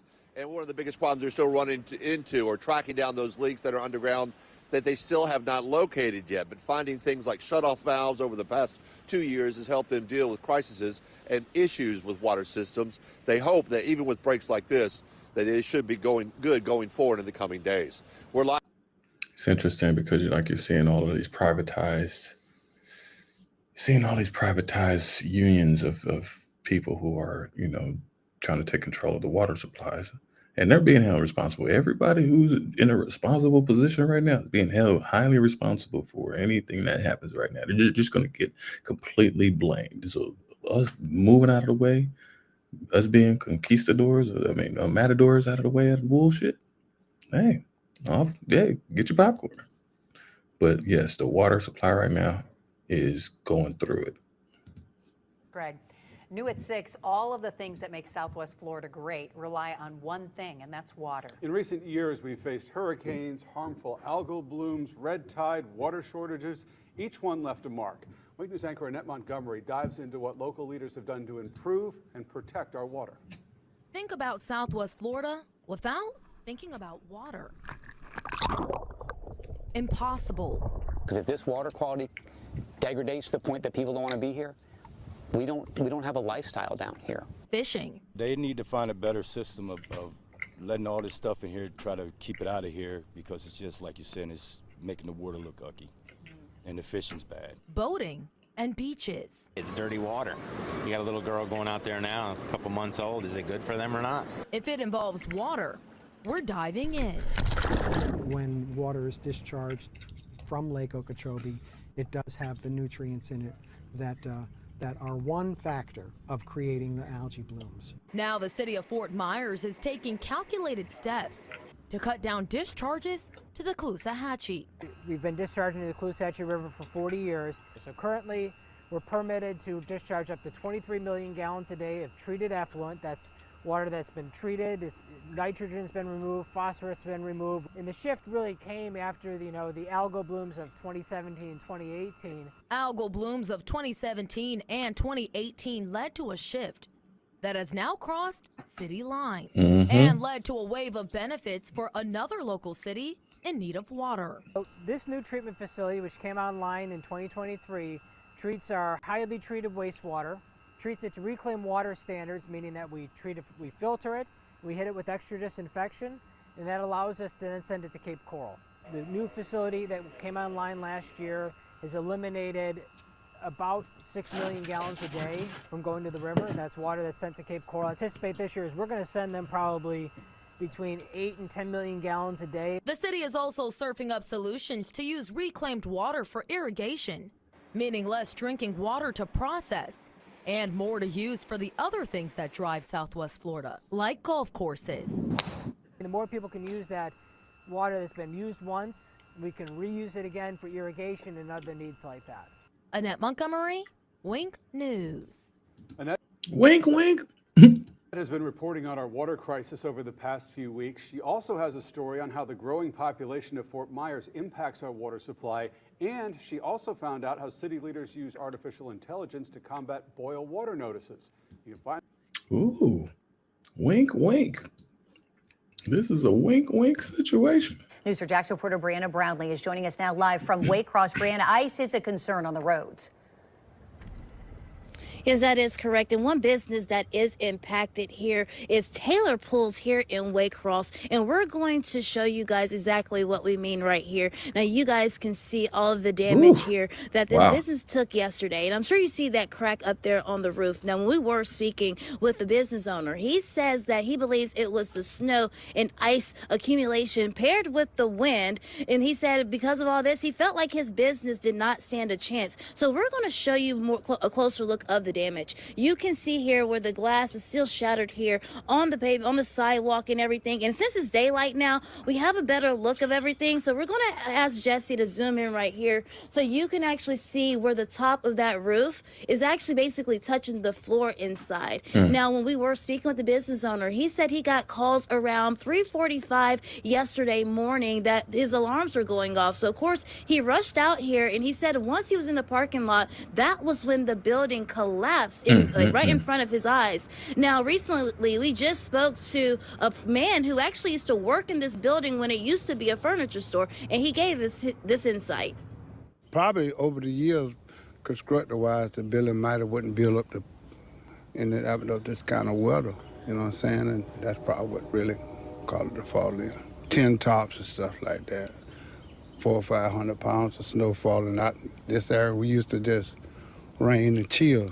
So, you know, like I said, we'll get up and get a part of community people, county to county. So we sort of like pull together and pick each other up. Now, that's the best I can say right now. We do that. Yeah, we do pull together. And you heard Johnny say that this community likes to help lift each other up, something that we have been noticing since we've been out here the past couple of days. And they are hoping that this business, because that's one thing I do want to emphasize, that this isn't like a Walmart or a Target. This is a locally owned family business. So yes, everyone wants to hopefully rally around the business owners so they could hopefully rebuild. Report. Gather them up. We need you. We need you. Everybody would need you on deck.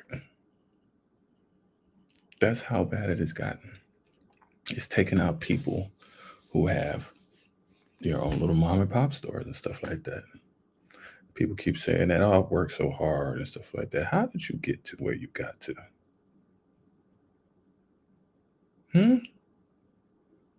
There's a lot of American crime that is still not addressed. How did you get to where you got to?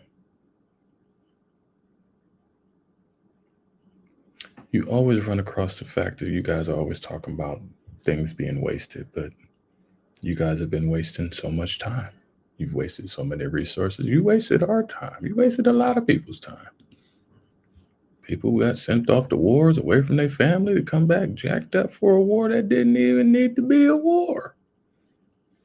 So yeah, people looking at their life hindsight now and looking at it now in introspection like, man, why? Why me? That's what the people are saying now. Why me? God, why me? God, why me? I can't believe this happened to me. Yeah. I'm speaking on this from such a deep, deep layer. I'm just letting it flow because there's a lot to talk about. But I'm gonna just keep it going. Because this is so needed, y'all. This is so needed.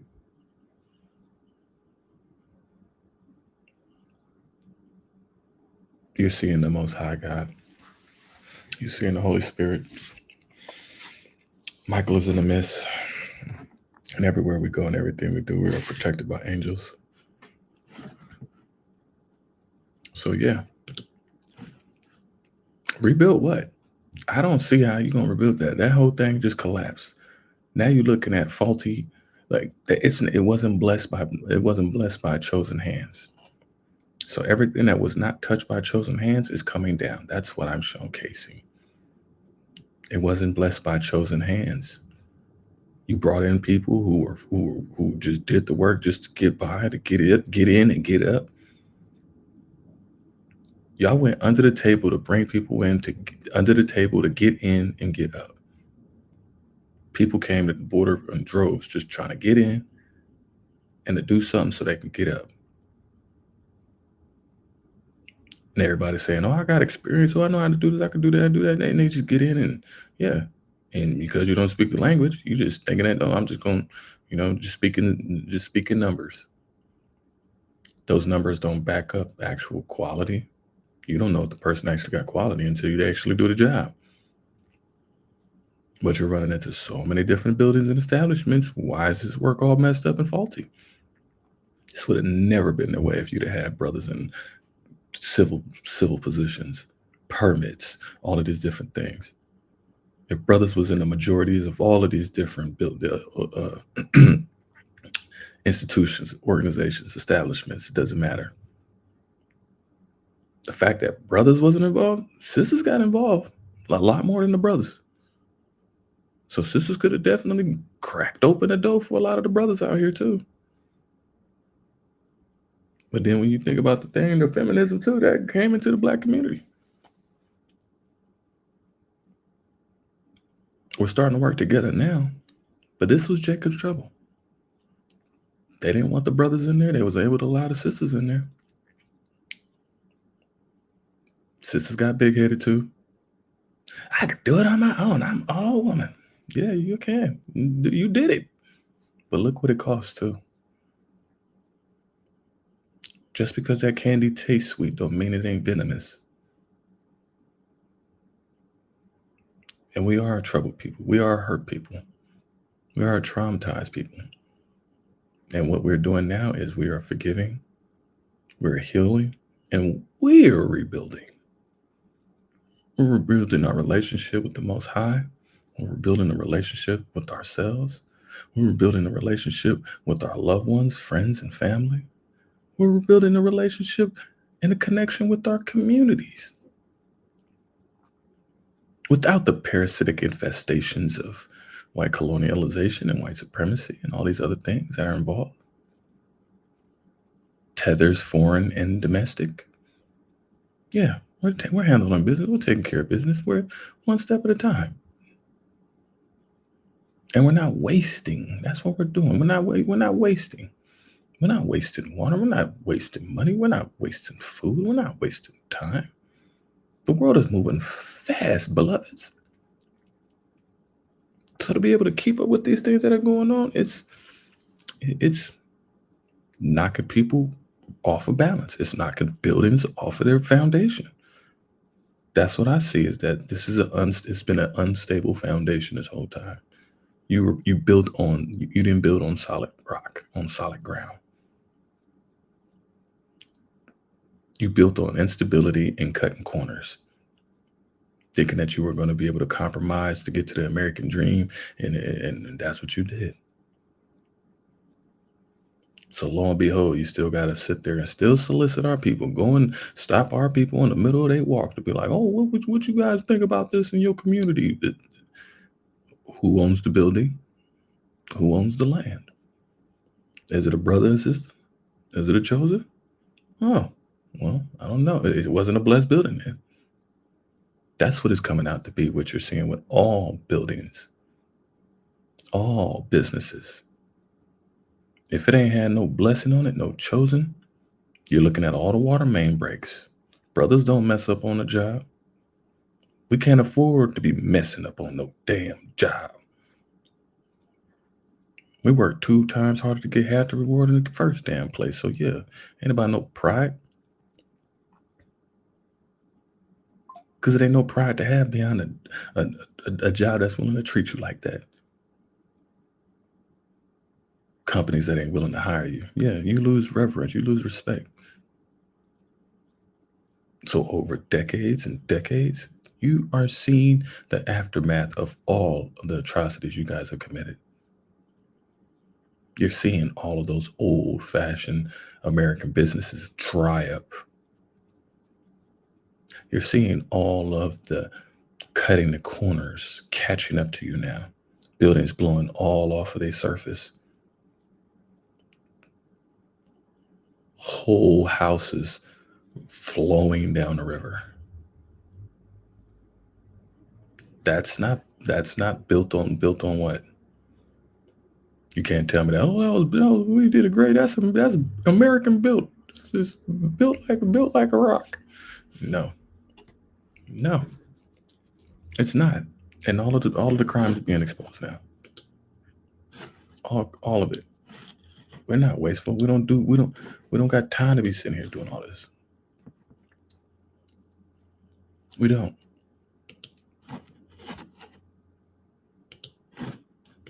We don't got time, y'all. We don't got time to be sitting here playing around with these folks.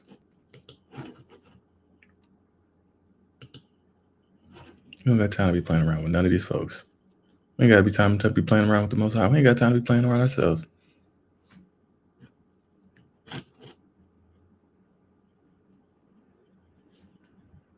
We're seeing the unfolding of so many different things. It's rocking and rolling, not just here. It is rocking and rolling, not just here. Now to the latest on the devastating wildfires in California. Residents in northern San Diego County evacuating Tuesday due to strong winds fanning the lilac fire there. We know that according to reports, the lilac fire is burning in steep and rocky terrain close to properties. Local media reports nearly 3,000 residents live in areas where evacuation orders have been issued. As of now, a small amount of rain this weekend might provide a small reprieve for those fires. From those fires there, but the risk is still high, with the National Weather Service extending its red flag warning until tomorrow night. That little weather is just coming in to cause mudslides and massive amounts of damage. It's not coming to help. One man is now charged with arson. It's not here to help you out. At a church in North Nashville. This was the scene we showed you on Friday, and now police say 28-year-old Christopher Schrum is charged. Police say multiple. There go that 10, and there go that Christopher, that Cristo, that Cristo, Mount Krista.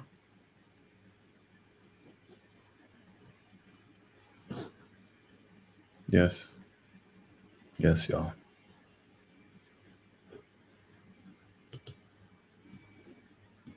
Trash cans were set on fire at the First Apostolic Church on Broadmoor Drive, also catching the church gymnasium on fire. Court documents refer to video evidence that shows Schrum drop a burning item into the trash can. Yeah, that's what y'all got time to do. Well, the Pella community is in mourning today after a couple died in a motorcycle crash down in Texas. KNIA Radio reports the crash happened Friday near the U.S.-Mexico border, killing Dale and Evelyn Barda. Pella police posted this photo on Facebook. They say Dale was a member of the Reserve Officer Organization in town and volunteered at Central College, Pella Schools, and at Tulip Time, impacting a lot of folks there in town. Yeah, you're getting double for your trouble. It's literally taking out the whole families. Oh. It's not letting up. It's not letting up.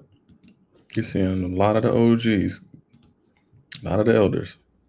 Well, New England has set a new record when it comes to life-saving organ donations. 648 deceased donors contributed more than 1,500 transplants in 2024. That is the fourth consecutive year of growth and marks an 80% increase in organ donation since 2020. Joining us now is the CEO and president of New England Donor Services, Alex Glazer. Good morning. Thank you so much for being here. Good morning. I'm happy to be here. Can you start by telling us about your organization and what exactly you do? Absolutely. So New England Donor Services is the nonprofit organization that is designated by the federal government to coordinate deceased organ donation and transplant throughout the region. So There you go. Deceased organ donor transplant. You have to pay attention to this is American crime. You got to think about Squid Games. You got to think about all of these different things in capacity like that people been getting away with doing what they've been doing for such a long time. It's people like this that have taken our brothers and sisters' organs and ended up with nothing inside of them when you see them. Yeah. Where did those organs go? It's on a license that they ain't no donor, and you still taking this stuff? You don't know as a family the stuff that they do to our loved ones when they're gone. We don't have our own hospitals, y'all. We don't. We're not in control of the ritualistic traditions that we are accustomed to in our culture on when our loved ones transition. So that's what I want us to be able to pay attention to, is that the amplification of this is even more. The amplification of this is even more. Why do you need so many donors in New England? What is going on in New England that you guys have the record? Huh? What's going on in New England where you need that many donors? That make you think about Squid Games. That make you think about a lot of stuff. I don't know about y'all, but that make you think about a lot of stuff. Yeah. It's a weird dynamic that we're seeing right now. This is American crime. It's American crime as much as you want to see it. You may not even want to digest it and process it, but yeah.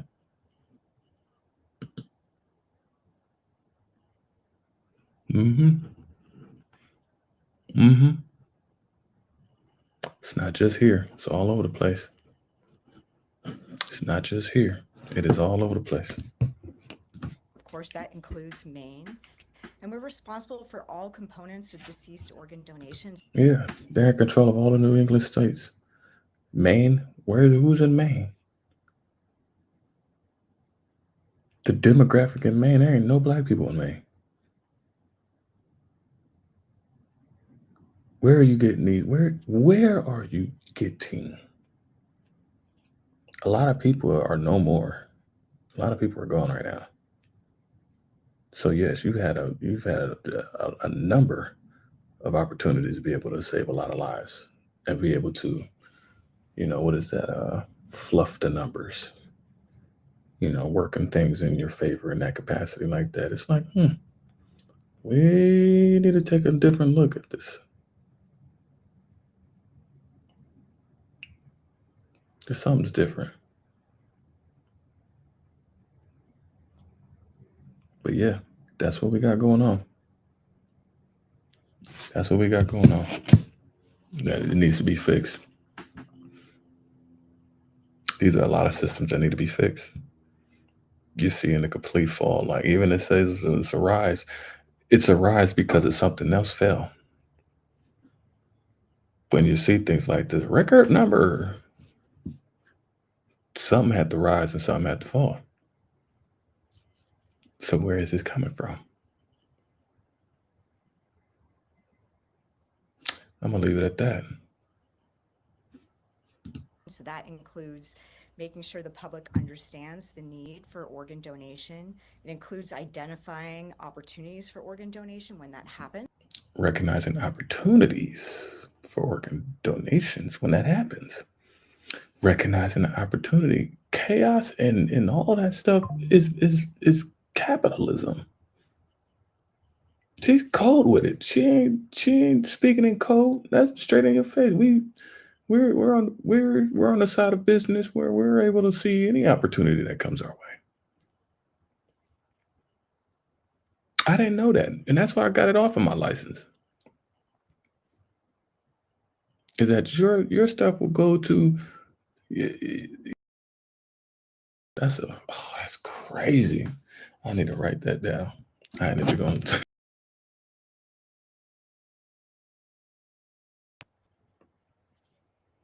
That's crazy. Give me.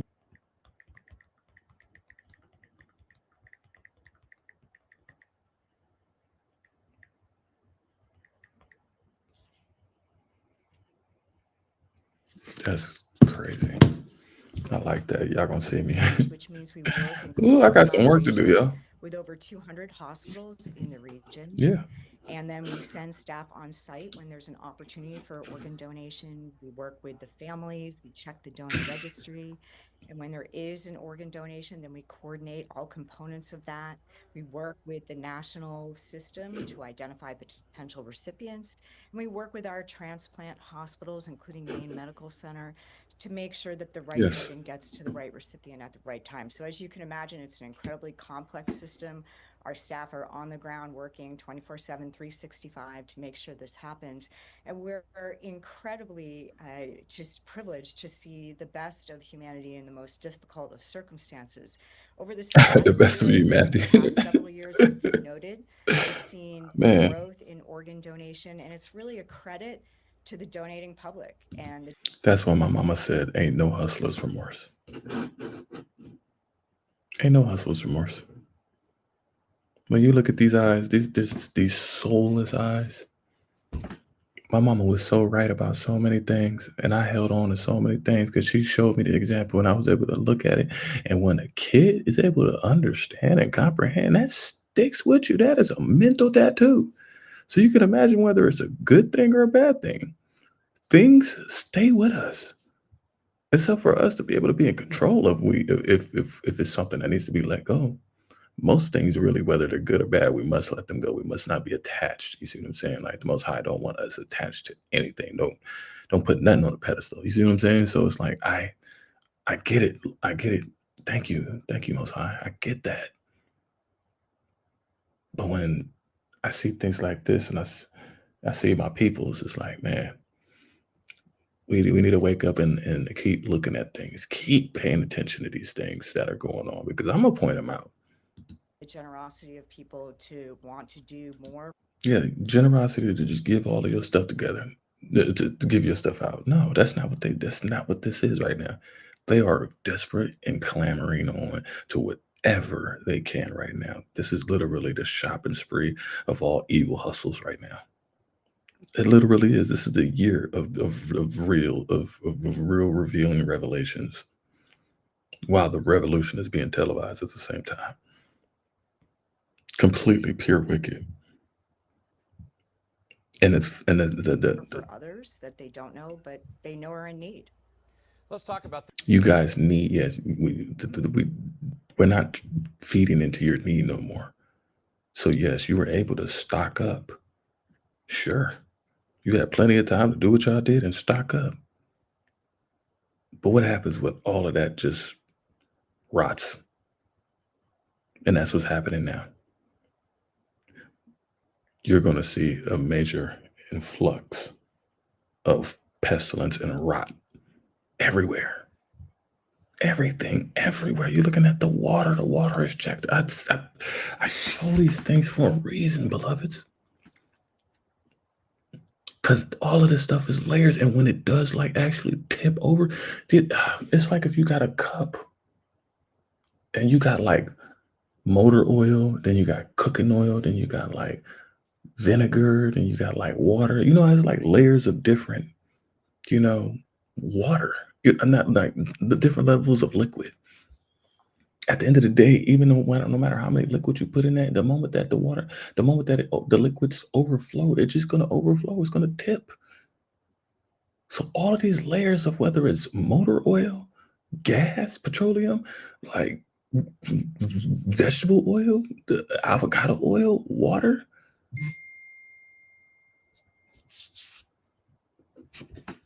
So it is the time to be able to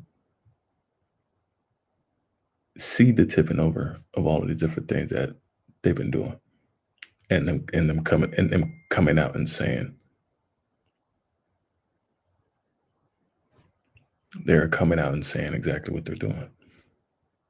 But I'm gonna leave it off of that because it's you're still dealing with the diabolicalness, folks.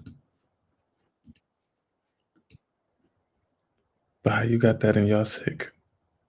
Every one of y'all sick. Whooping cough outbreak in part of our region. The contagious respiratory tract infection is especially dangerous for infants. WSAC's Ariana Mintz joins us live from the newsroom. And Ariana, doctors are sharing about why this instance is considered an outbreak. Yeah, Kimberly, that's right. Doctors telling us that if there's 2 or more cases of whooping cough that might seem related, that's what makes it an outbreak. Doctors with the Marshall Health Network saying it may be called an outbreak, but there's really not that many reports reported at this time. I understand that if we all hear the word outbreak, it may sound very scary. Essentially for us, when there's 2 or more cases of pertussis in the community that seem related, we call it an outbreak just to respond and make sure that we kind of assess the situation. Pediatric infectious disease specialist Dr. Mariana Lanata says cases of pertussis or whooping cough have been reported throughout the region. Affect mainly our respiratory symptoms or your lungs. And for a lot of people, especially the older you get, young adults or older kids and teenagers, it's going to be a very mild, protracted long cough. This used to be known as the 100-day cough. Lanata says the diseases may be mild for older groups, but it could be more dangerous for younger babies or those with other underlying health conditions. The spread is it's by respiratory droplets. That's the term. What it essentially means is little particles when we speak or we cough of saliva and secretions with the bacteria that just gets along for the ride. So Lanata recommends if you think you've come into close contact with someone who has had the illness, to see your primary care provider. Kimberly, we've also reached out to the West Virginia Department of Health to see where the affected areas are and how many reported cases there are in the area. All right, thank you, Ariana. Marshall. My thing is, you said 2 or more.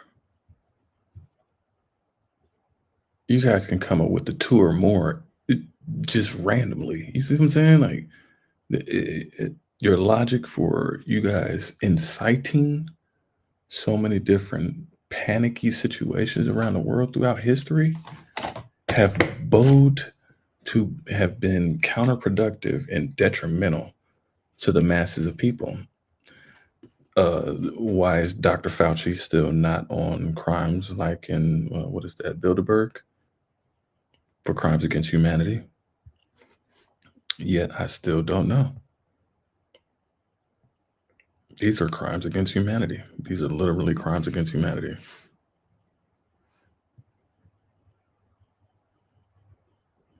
And then where you gonna go? Everywhere you sick, everywhere the weather's messed up. You done lost your house. You can't go out of the country. Where you gonna go out of the country? There's no place for any of y'all to go right now. You can't go live in the middle of the forest and with a tiny home. It's cold, freezing, and then it's gonna get hot. That little hot box,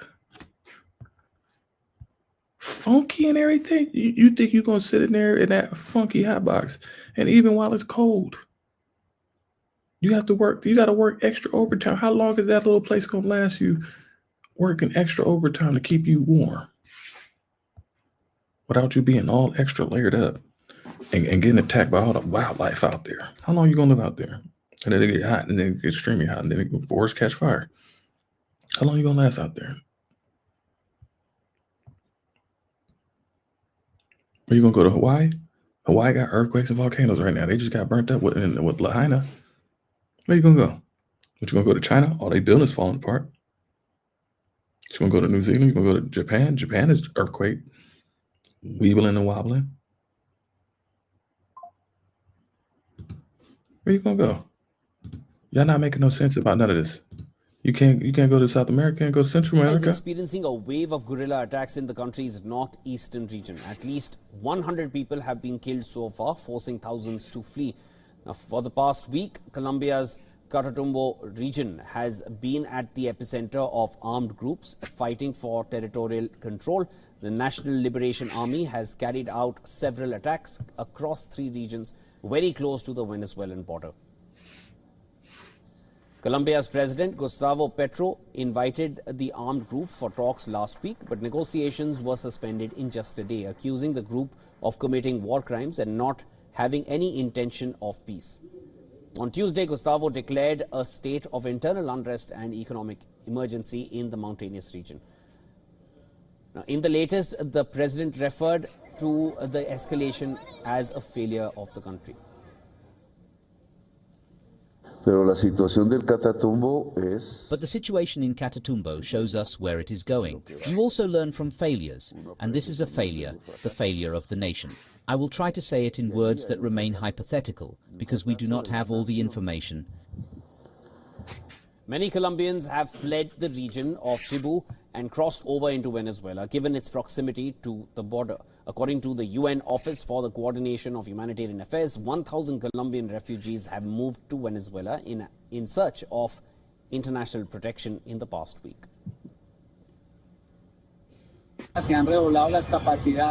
We have redoubled our capabilities in terms of personnel, technology and resources in order to be able to address this serious situation that is occurring, with the protection of the civilian population and the development of offensive operations to affect the groups at the margins of law that commit crimes here in the region.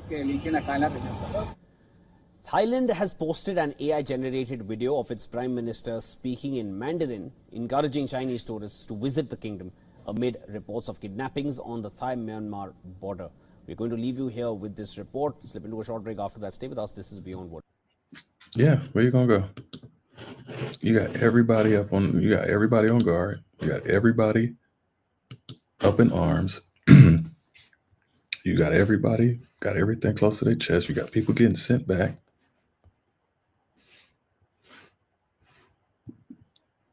You can't live outside. You're getting kicked off of the block anywhere you go. You're getting kicked off the block anywhere you go. I've been everywhere in the whole country. Right outside of the last place I was at. Dude had a whole tent set up outside. Now, it was elaborate. Now, he wasn't around nobody. He was in the middle of a plot. Not too far from the freeway. He was away from everybody. Now, he had two plots. He had 2 plots away from everybody. And the cops still mess with them. And it was cold out that side. It was cold out that time.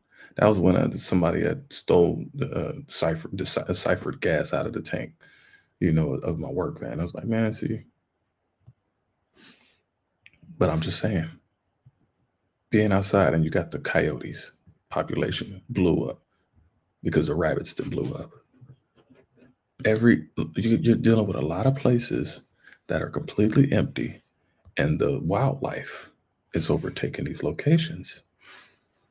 And you're seeing massive amounts of animals and wildlife repopulating, like at an extremely fast rate.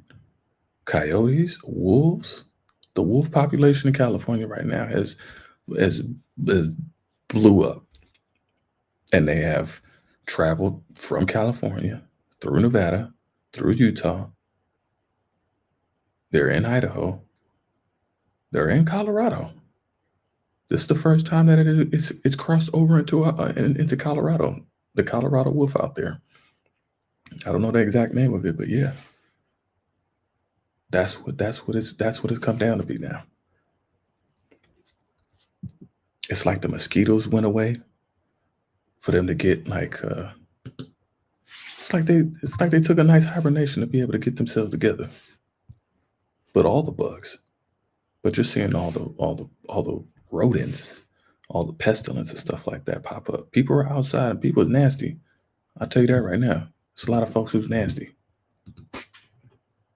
And you end up in these shelters where it's dirty and nasty and people, you know what I'm saying?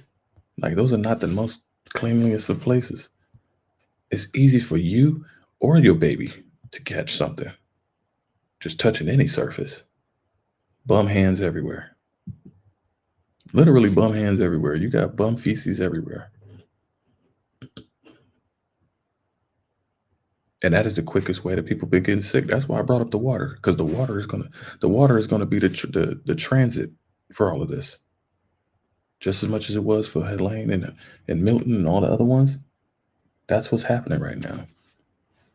The complete escalation of the germs and stuff like that. The viruses, the bacteria. That's in every location, y'all.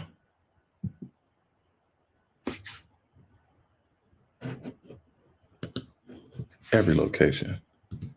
Just got finished talking about the whooping cough, and the whooping cough is just that's just the beginning of it.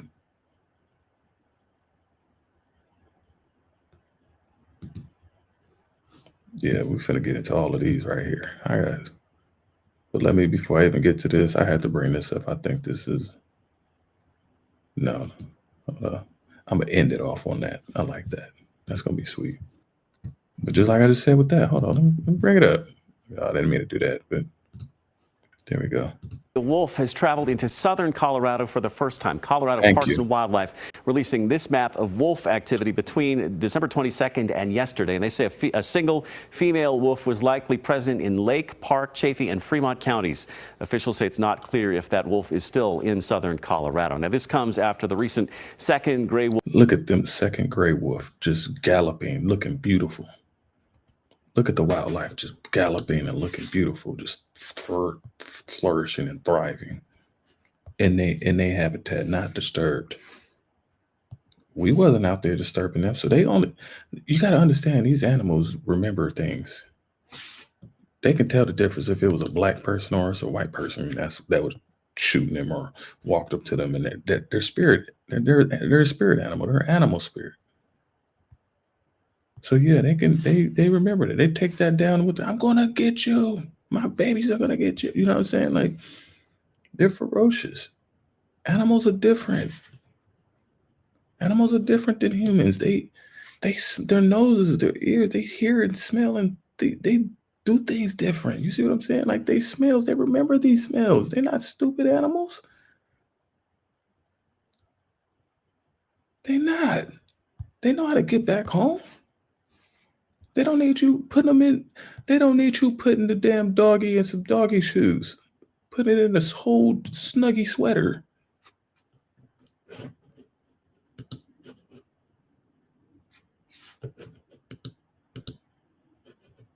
Whole snuggy sweater. Out here doing the most, y'all. I have to show y'all that. That's what's popping up.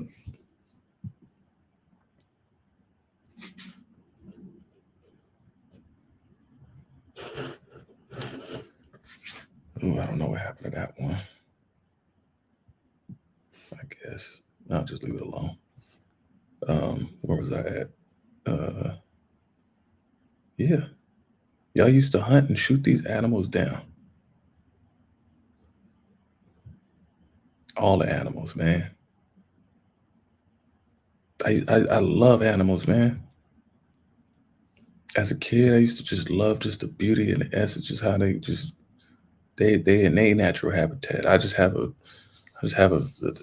feel for that. We had dogs growing up, and neighbors had the whole farm, had chickens and pigs, and you know what I'm saying? Like, it was, I can appreciate that. As you get older, it's like, man, like, you out in nature, it's just like, man, I'm just such a little baby speck in the middle of all of this. And it's just, thank you, Most High, just for allowing me to just bask in this. Just thank you, Abba Ruach. To you after speaking. It's amazing. It's amazing. I love it. With the Arizona Game and Fish Department, it tells me it's been seeing an increase in these calls, not just across the state, but specifically here in Phoenix. Throughout 2024, it has had a total of 63 calls, but 40 of those calls were just from July up until now. And so what it is led to a few more calls of javelinas knocking over trash cans in communities, and also some more coyote sightings in and around communities. So it wants to remind you this morning that it is illegal to feed wildlife, with the exception of birds and tree squirrels, but you can be cited for it. So please don't do it if you really don't have to. If you have any pet food, water bowls, and trash that's Hunting around them your down. home, the department says it's important to move it to a secure location. And if you have been noticing regular appearances of javelina, coyotes, or other kinds of wildlife animals in your neighborhood, the department says it's important to make sure that they do not get comfortable coming around. When you see wildlife in your neighborhood, particularly the ones that can be potentially dangerous, like coyotes, javelina, bobcats, don't not do anything. Do something to discourage them, make them feel unwelcome, unwanted. In that case, we're still keeping that human fear response in them. They are not tripping about all that. they reversing it on To y'all. discourage animals from coming around your neighborhood include spraying them with a hose, throwing pebbles at them, or banging pots and pans, of course, from a safe distance. The Arizona Game and Fish Department also recommends that you can even light up your area, and that should help them keep moving along, because the important thing is to make sure that there's no fear that the animals develop. If they become brave enough, they'll keep coming around. So that's the main message that they're emphasizing this morning. However, though, if you do see regular sightings of animals, or if you have reasons to believe that your neighbor is feeding animals, there are ways to make those reports to the Arizona Game and Fish Department. We'll have the way you can report to them on our website at azfamily.com. All right. Yeah.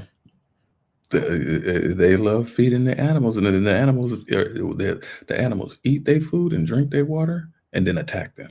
That's what's happening. I mean, people out over here where I'm at feeding the squirrels. They feeding the squirrels. So they are literally popping up. You're seeing everybody get there. Oh, don't let them get comfortable. Y'all got comfortable and they taking their house back. They say y'all are rude intruders. You guys, they putting up the Make America Great Again wall. They putting up a wall. They said, I'm marking all this territory. And then they're making it so uncomfortable for y'all to even be able to go out and walk your dog. They're attacking your best. Dog is a man's best friend. They jumping and beating up your best friend. And you can't do nothing about it. Literally. I got people right outside my place that be sitting here feeding these squirrels. Feeding these squirrels. And you think it ain't gonna be no problem? When somebody baby get bit, I can't believe he bit my baby. I fed him doggy pellets. Oh, I can't believe this. I can't believe Alvin turned on me. Alvin, why did you turn on me? Alvin, you was just supposed to sing to me. You weren't supposed to bite me. Yeah.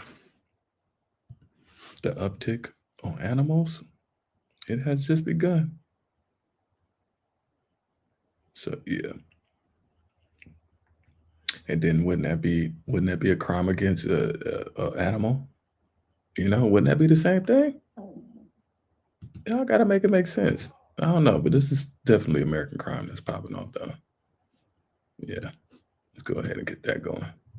Missy Woods has gone from a Colorado Bureau of Investigation DNA expert interviewed by this station to a former DNA analyst who now has a mugshot. She turned herself in today. She ain't gonna be able to get no job. Wicked Witch of the West is not gonna get no job. Where's she gonna get a job now? They are completely shattering their whole background now. You see what I'm saying? Like that accountability, that accountability being held on their part is like, oh, you must maintain that. Wicked Witch of the West is only 27 years old. She's only 27 years old, y'all. CBI asked the South Dakota just Division playing, of not Criminal 27. Investigation to look into the data manipulation she was accused of. An arrest warrant today details 58 of more than 500 cases, and 38 of them are sex assault cases, from Colorado Springs to Denver, CU Boulder and Blackhawk to Winter Park and Rocky. All right, so how many people like this in these positions like this have tampered and messed with evidence and have caused people to go and be locked up in jail for the rest of their life, where you have persuaded, you've manipulated, and a person has been locked up for the rest of their life for the mistakes that this lady made. You know what I'm saying? Like, the amount of humility and forgiveness you got to have in your heart when a person who's been locked up for that long, then you find out that this lady messed up your case and got you sent to life for 25 to life for something you really didn't even do. You wasn't even a part of it. You just happened to be a coincidence. How many brothers and sisters have been a coincidence where they just like, oh, we're just looking for a black guy. Oh, we're just looking for a black woman.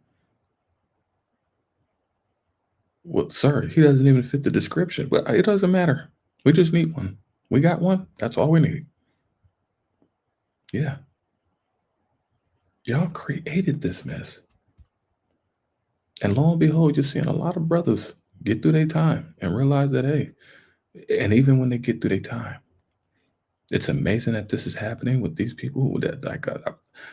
It's amazing that this is happening with these people, because you're seeing brothers and sisters that are getting released and they're going back and suing.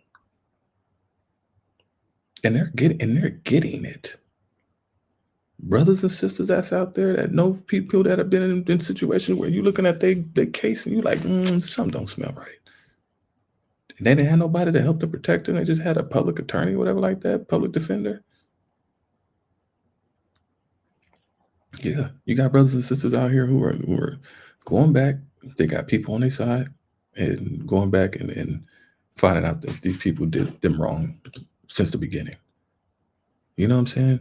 Being able to conduct and counteract something where you couldn't even be able to defend yourself if you wanted to, because you locked up.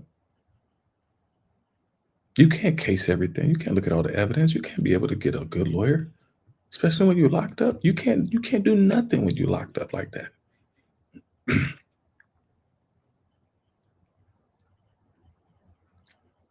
The beautiful part about all of this is that AI is getting involved with all of this. They're not recognizing that, but that's what's happening. And the AI is looking at like, hold up, these are discrepancies. Who did all this paperwork? Who signed off on this? That's what's coming back and biting all of them in the professional field right now, y'all. That's why I got to show you, brothers and sisters. This is the bite back that they're seeing.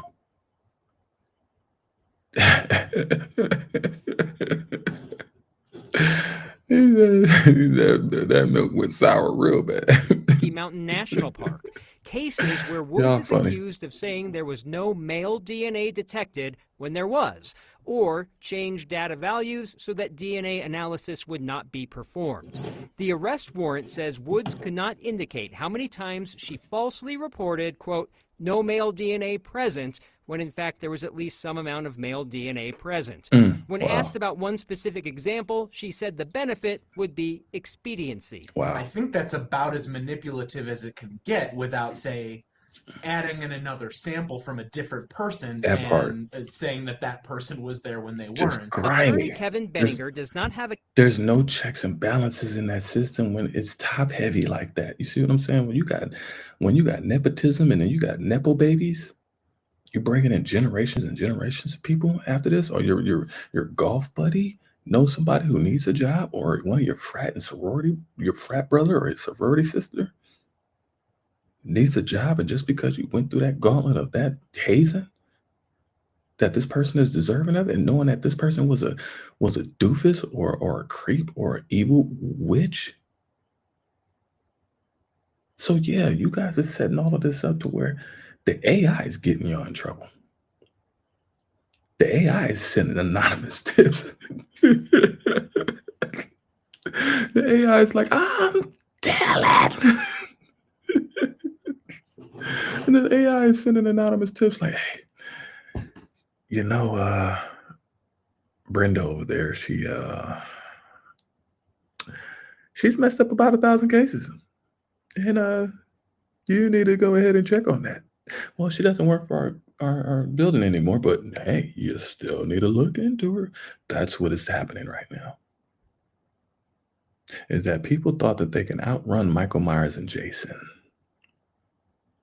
What is look at the irony in that. Michael Myers and Jason, how it has always just terrified the white community like that. It ain't killed no brothers and sisters like that. Who was the only one who survived? Was that Busta Rhymes? The one hood ass nigga survived. He like, oh, bro, that was that Jason? I don't remember. I'm trying to remember the movie, y'all. I don't remember. I don't know if it was that. I don't know if it was Scream. I don't know if it was I Know What You Did Last Summer. I don't know why these movies are popping in my head, but I remember Busta Rhymes in the movie, and I remember he survived. He got his ass beat, but the brother survived. But just the oxymoronicness of Jason and Michael Myers, and now Freddy Krueger. Now Freddy Krueger is like keeping them up all night. They can't go to sleep. It's amazing because I'm looking at the Holy Spirit like whispering in these people's eyes, and they're like confessing to all of this stuff, or it is literally like it's conjuring up something and waking something up in them where they may be like maybe one of our elders or one of our elder spirits hop into these people. And they become, and it's like they reenact that person out. You know what I'm saying? Like, I'm seeing that. I have a couple videos too where you're seeing like white people be like completely possessed, and it looks like it's a brother or sister spirit inside, and it's just like, And so that's why I'm bringing this to your attention, because I'm like, hold up, I don't know. I'm like, I gotta show this to y'all because I'm like, y'all see what I see? You know what I'm saying? But anyways. A case impacted by Woods. As a defense attorney, DNA is used as evidence often.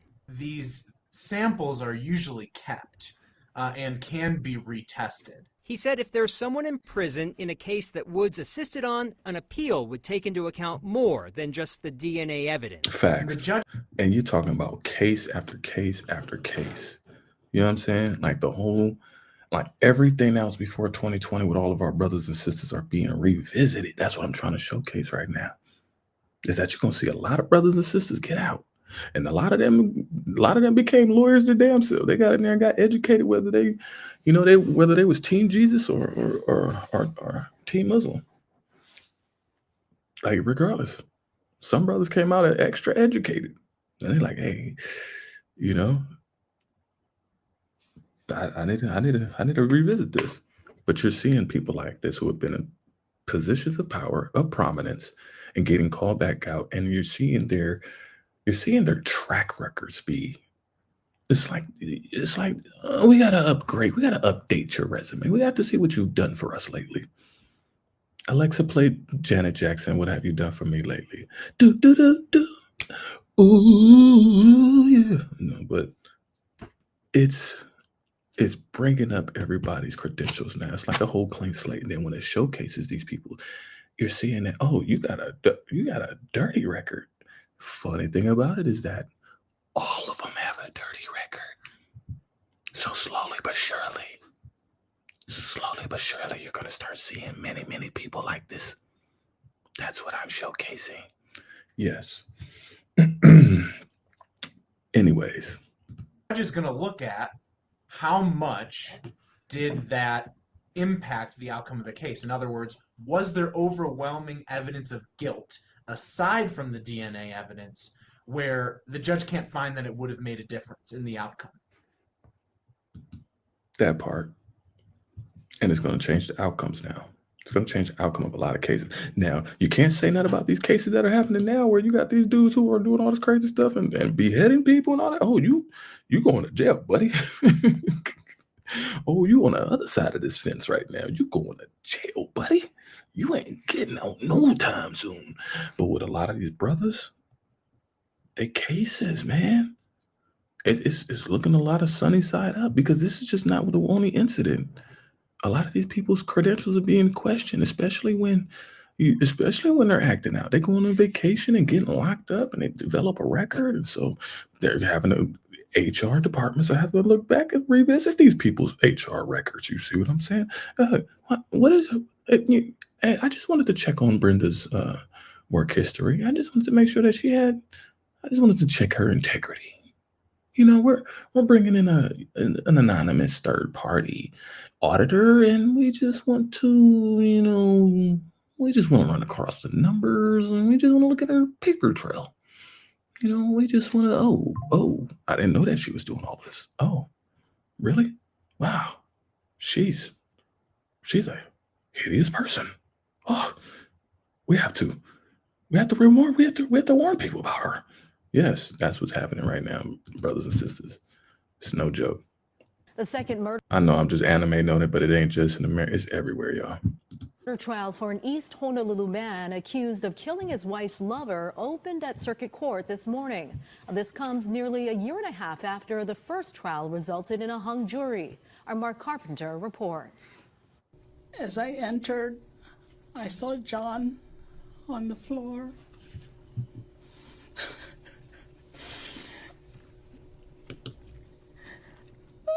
He was in a prone position.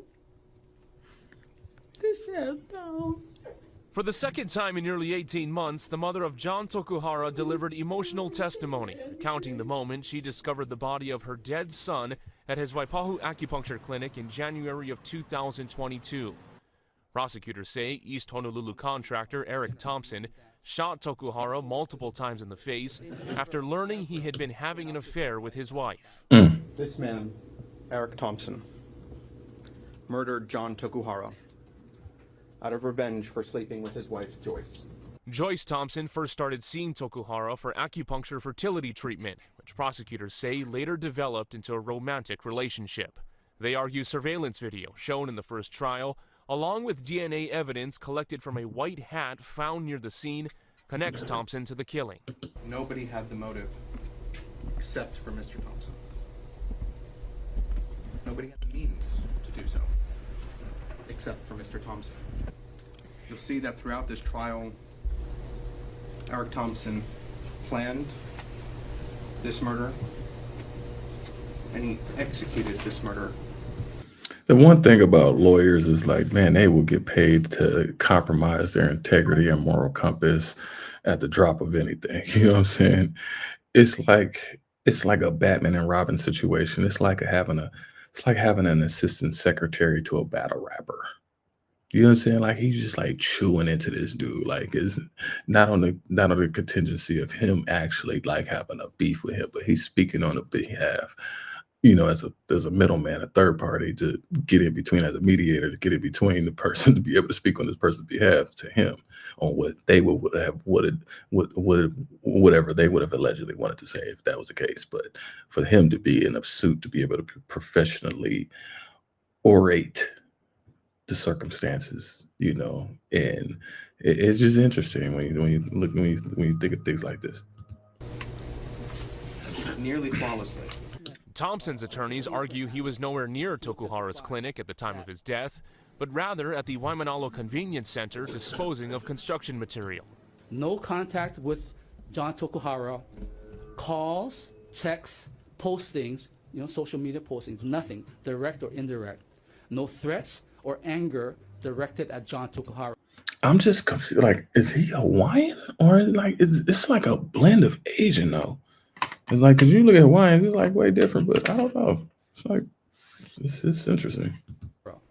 No evidence that Eric was ever in Waipahu. The defense also presented the possibility of other suspects, saying Tokuhara had previous relationships with other married women, and accused Honolulu police of not properly handling evidence. That's one thing I pride myself on. I was a hoe. I was a man whore. I could say that. I got a body count, but I'm just saying I did not mess with married women. I I can't recall anybody that I could think of. I never messed with married women, and I never messed with anybody underage. They were all of legal. I had different flavors. Don't get me wrong, but I'm just saying, majority of them was all sisters. I love my chocolate, but it's a whole difference and it's in the Bible. That's why I'm just glad your soul gets snared when you hear that. It's like, oh, thank you, God, for. I'm just glad I made the right decision. I'm glad I ain't mess with that lady. I'm flattered. No, oh, thank you, but you need to go to your husband. You need to quit talking to me, lady. Before I don't want none of that spirit you got on you, and I ain't trying to get entangled with that because why? You got brothers and sisters that'll go upside your head for messing with the one that they love. They'll go upside your head regardless of knowing that person was in the wrong, knowing that regardless if that person wooed you, gave you some money, got a bigger dick, or she got a bigger ass than your girl, whatever the case may be, that make you get wooed over to say, for you to say, you know what, I'm going to give you something. Or you going to be like, you know what, dog, I just gotta hit it. Man, I don't know what happened, baby. I just fell inside of it. No. Everything's the sin starts from the moment that you even conceive the thoughts. I was in a relationship. I had a 3-second rule. I had a 3-second rule. If I see somebody and I'm in a relationship and she trying to holler at me, 3 seconds, I'm not even looking at her. My eyes was always on my woman anyways. It's just like, man, I like your vibe. You cute. You sexy. I ain't worried about nobody else out here. Oh, yeah. You think I'm trying to come out $500 for every single woman in here? It's Cheesecake Factory. Get up, baby. No, I'm just playing. Oh, but that home wrecker, that part right there, because people will find out, even if he's like, who'd you sleep with? What's his name? Where he at? You know what I'm saying? You don't even know this dude come out of nowhere. Like, you slept with my wife. Dude, you know how many people? It's a global insecurity temperature check right now. He didn't give a damn. She's still alive. She in the courtroom with him. Whether she got he showed me a little attention. Or brothers just like, man, she just gave me a better back rub than my girl did. I don't know. Shit, I just couldn't keep it in my pants, man. I'm a brother, man. I just sit in it until you get snared, until you get entangled, and you get tripped up. You gotta be able to detangle your soul from these temptations. That is the 7 deadly sins. Your soul is getting wound up with these folks because you are getting coerced, because you're literally getting tested by the Most High. You're getting tested by the Most High, and I have been tested too, and I've done my dirt, and I've done my wrong. I've removed myself from doing all that. I could say that. I'm proud of myself. So when you see things like this and people acting out right now, yeah, people, their emotional soda can is shaking up. Their mental and spiritual soda can is shaking up, folks. This is American crime right now.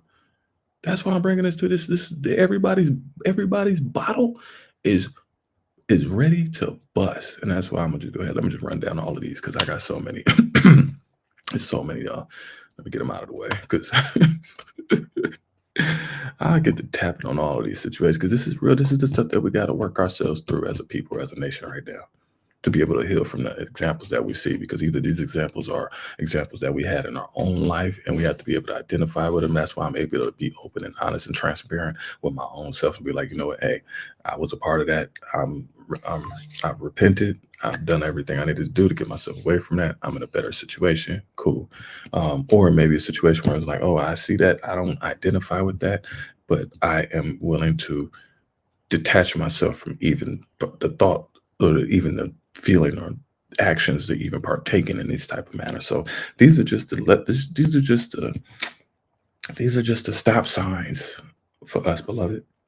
That's why I put this up here. I'm like, man, this is a stop sign for me. All right, you want to go mess with the acupuncturist? All right, hey, whatever makes you happy, lady. Go ahead, I forgive you.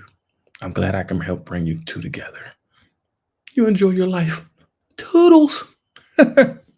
He pulls his glove inside out now, right? So now the part that his hand, his sweat, his DNA, right, on the inside is inside out now. He actually puts the hat inside that. So his DNA inside his glove is now all over the hat. That's crazy how that's deep right there, man. That's deep. That part right there, that's how I know that, like, people thinking that they can get away with crime. Y'all been watching too much of that. What is that, Viola Davis? Y'all been watching too much Viola Davis. That DNA is on any and everything. If you don't know how to, yeah, I'm not even gonna sit here and I'll be incriminating myself. That's how clever and crafty this stuff has got. This is how clever and this is how drenched, ingrained people like this who are attorneys that are trying to find this man that he don't sleep. Look at his bags under his eyes. He ain't been asleep in 14 years. So yeah, that like it's getting to that point that one small mistake can lead to a lifetime of pain. I know these things because I promise you I've almost made these same dumbass mistakes, y'all. I'm just so thankful to the Most High that you just removed me out of these situations, because I know that I would have been doing 25 to life just doing some stupidness and just reacting. So I'm just so proud of myself, and you should be proud of yourself as well, from being on the edge of oblivion and extinction, and you've been able to walk it back. Instead of doubling down, you double back. And so, yeah, be thankful in your life instead of being hateful. That the many times that you could have actually just slipped off of the side of the damn edge of the damn cliff. You could have just slipped. You wasn't even trying to be that close, but you just happened to slip. And lo and behold, you end off on the other side of the cliff. So take charge of this, man. Take charge of that emotion, that triggering aspect. Take charge of your temptations, your sexual desires and lust and stuff like that. You know, I used to be like boy crushing over like all of the little celebrities that are out here and stuff like that. I don't do that for any of them no more. I don't. Not no Halle Berry. No Halle Berry ain't never dated no black man. Am I tripping? Is that true? As many black brothers like that woman, I don't think she ever liked any of us. So it's like we sit here and idolize this stuff, idolizing the vagina in that part. I don't even think she ever dated a black man. Well, you got some women looking at black men. He ain't never dated a sister. You know he ain't never dated a sister. You know he got more cream in his cup than coffee.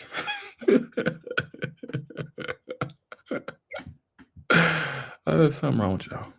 Let me go on. Let me keep on going. All right, so all new this morning, police in Lakewood are searching for a suspect who apparently tried to rob a gas station on Alameda Parkway. They think they have a pretty decent picture. Well, this guy didn't do a good job trying to hide his identity. Jim Hooley live in Lakewood this morning with some pictures of the guy. Good morning, Jim. Why he look like Bob Barker? Hey, good morning, Nicole. Yeah, I thought when you try to pull off a crime like a robbery, whatever, you try to blend in with the crowd, but no. This guy is he is all decked out.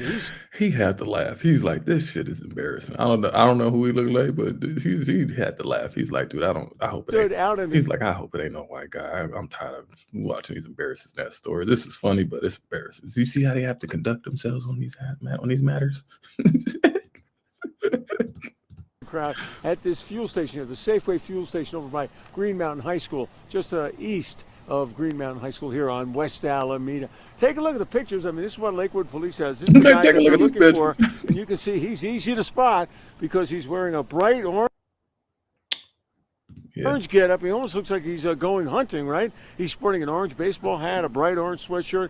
And police say they got a good picture of the vehicle he was driving, too. It's a Volkswagen SUV. It's not orange. It's a black Volkswagen SUV. No description of the suspect and no plate number on that SUV. But as you can see from those pictures, even though they are, again, admittedly a little blurry there, you can see he appears to be an older guy, maybe in the 60s, maybe a little older than that. And he's sporting a grayish beard, too. But he definitely is sporting that full orange getup, standing out in the crowd. Fortunately, nobody got hurt here at the Safeway here on West Alameda when we got in there and got out of there. He didn't get anything. He just attempted to rob the place. But police want to find him. Yeah. That's the thing. Yeah, whether people are bored or some people really are bored. Like it's some people that are really, really bored with their life, just insignificant, and they need some excitement.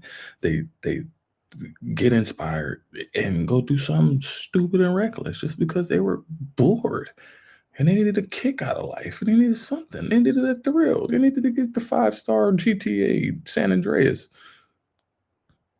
But then you got people who really are out here desperate, who have nothing, that used to have everything. I'm just saying, used to have everything. Leading cops on speed chases now and stuff like that because you got a lot of mules out here.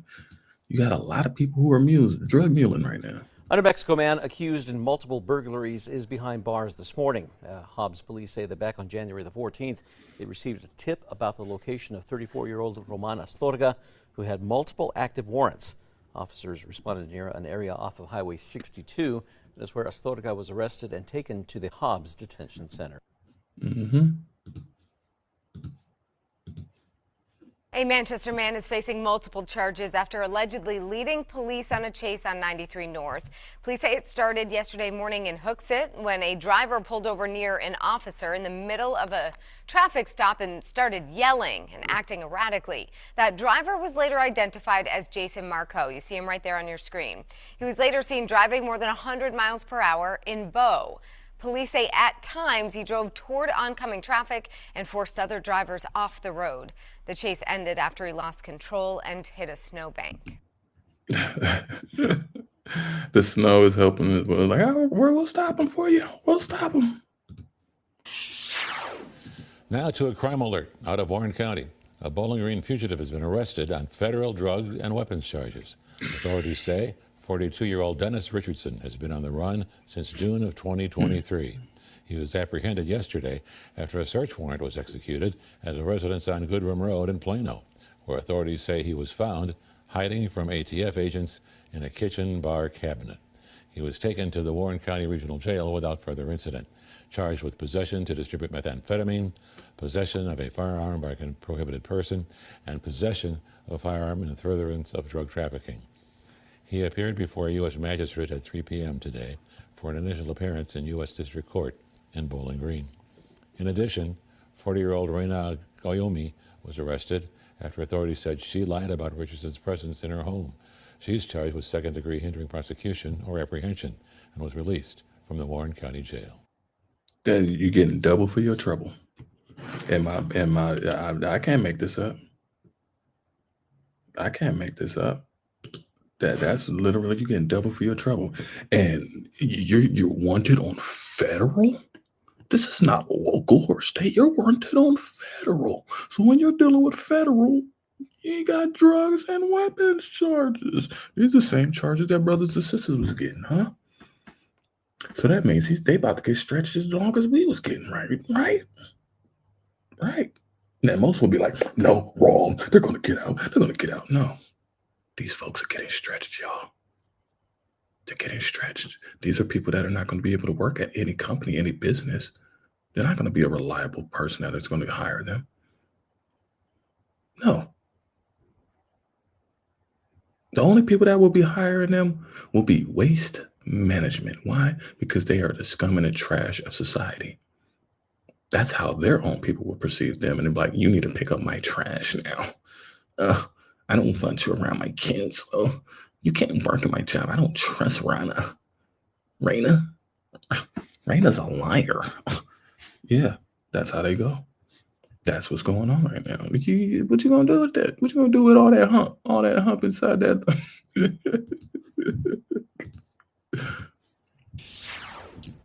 And in our local crime alert, a Mount Vernon man has been arrested after a shots fired complaint led him to barricading himself inside a home.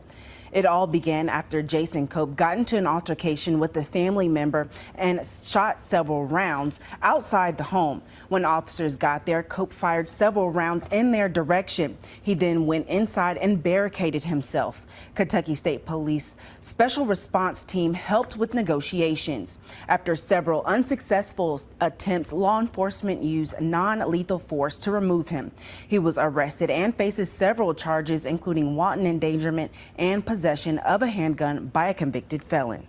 What's interesting is I'm seeing these numbers is that I'm seeing their men within the 30s.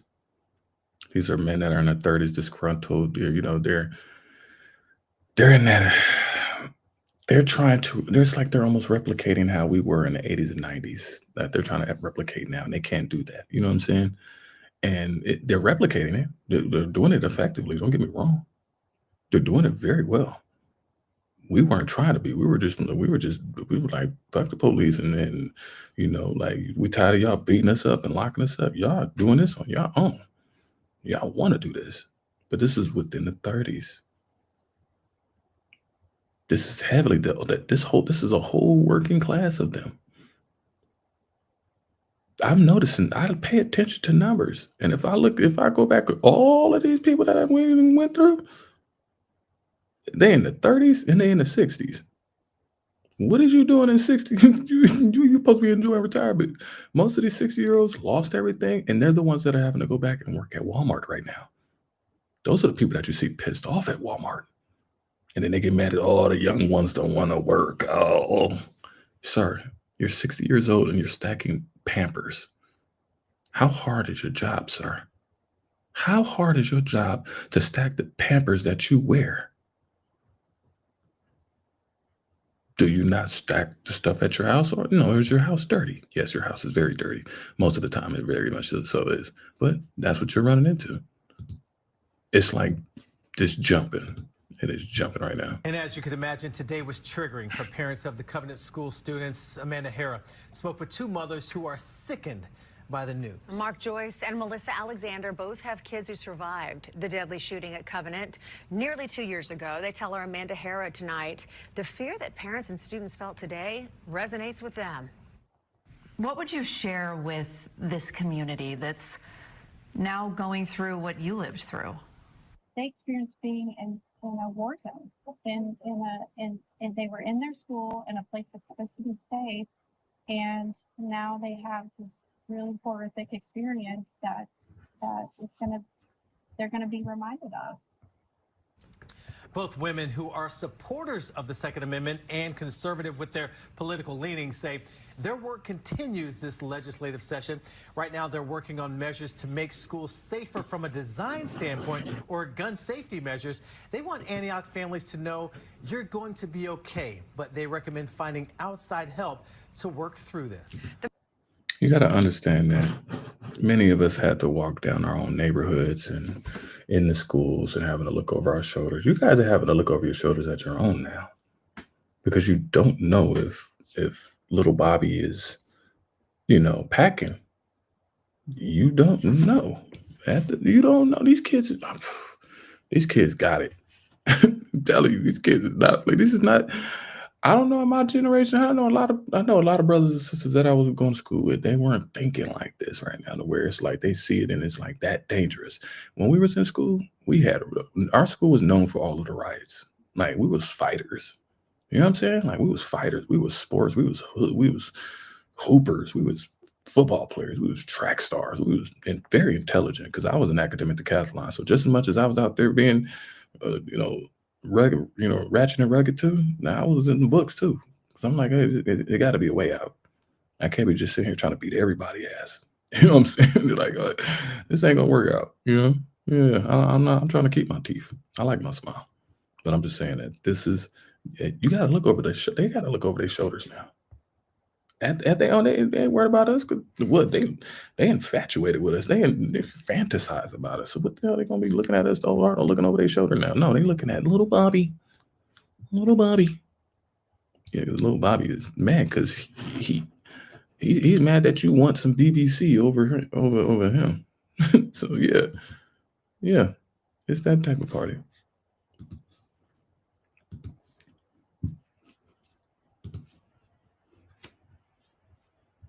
Oh, what happened? Tonight we're hearing directly from one of the convicted rioters who walked out of prison this week with a swipe of the president's pen. Zachary Rehl was sentenced to 15 years behind bars for his role in the January 6th attack on the Capitol. The former leader of the Philadelphia Proud Boys had his sentence commuted by President Trump this week, one of his first official acts in office. Tonight, Rehl is talking to Action News about what he did on that infamous day, as we get word that local prosecutors may now try to put him back behind bars. Action News' Walter Perez live in the Satellite Center tonight. Walter, I think one of the questions many will have here is, does he have any remorse at all for what happened on January 6th? Well, Brian, remorse that police officers were injured, but he insists, despite the allegations, that he did not hurt anyone. Zachary Rehl still denies that he was involved in any violent behavior on January 6th. He was convicted, though, of seditious conspiracy and sentenced to 15 years. Of the 1,500 or so J6 defendants granted clemency, he was among the few who... I'm just saying all those people should have been locked up, regardless of how you, like, y'all infiltrated. No matter how much y'all keep trying to, like, be, slices in so many different ways. No. No. Sentence was commuted, unlike the rest who were fully pardoned, something he hopes will soon change. Time's going to answer that question. But President Trump did say at the time when he signed the pardons that he's probably or likely, I'm paraphrasing a little bit, to change those to a pardon. I believe he probably just wants to look more into it. We also asked him about his relationship now with the Philadelphia Proud Boys, of which he was the leader at the time. I haven't been involved with the Proud Boys. I have some friends that I speak to. I mean, I guess you could say loosely talk to some people, but I haven't been involved actively with the organization since my arrest. Now, Philadelphia District Attorney Larry Krasner's office could get involved in this case. A spokesperson for the office says, quote, "We are exploring the possibility of state charges for certain J6 insurrectionists. We may have more to say on Thursday." That's insanity, really. I would ask Mr. Krasner to really think that one through, because I already went through the legal process on that. I'm going through the legal process on that. We have a lot of problems in Philadelphia, and I think we need to worry about what's going on in Philadelphia and not what's going on in D.C. And finally, Rehl had this to say about getting back to a normal life. Time will tell. I just got out, so I'm trying to piece together my life a little bit, and hopefully I can do that sooner rather than later. When I asked Rehl if he has any regrets, he said to me, quote, "Ask me in 5 years." Regardless, my full interview with Zach Rehl can be found soon right there. You ain't got 5 years, sir. You ain't got 5 years. He was locked up. He was taking some type of substance. You can look at him directly. Whether it was he was smoking or sniffing or snorting, whatever, something, while he was behind bars. Most people are not going to say really exactly what the hell happened behind bars, especially people like that, because they're frightened. As you can hear in his voice, he is petrified. He has to now go out into society and have to answer for all of what he has done and said, because there are many, many people who do not agree with what you did. And it's going to be, you trying to piece your life together. How are you going to piece your life together? Most companies are not going to hire you after they hear and find out what the hell you've been doing. That's why you don't want to get no record. Your record follow you the whole damn time, regardless if you get it expunged. Because it's past the expungement. Yes, technically, sure. It might not show up. But somebody looking at your face, like if I seen you right now walking through a Walmart, or if I seen you working at a Walmart, I'm like, oh, that was Proud Boy. Yeah, well, sucks to be you. Oh, you know what I'm saying? Like, welcome to our world. That's what it would come down to. It won't be no sympathy, no pity. Like, had that been Martin Luther King doing that. Had that been Martin Luther King doing that. Had that been Martin Luther King doing that. What will happen now? We've got some difficult days ahead. But it really doesn't matter with me now, because I've been to the mountaintop. I don't mind. Like anybody, I would like to live a long life. Longevity has its place. But I'm not concerned about that now. I just want to do God's will. And He's allowed me to go up to the mountain. And I've looked over and I've seen the promised land. I may not get there with you, but I want you to know tonight that we as a people will get to the promised land. It's different than doing God's work and doing the devil's work. There's two different things on that, you know?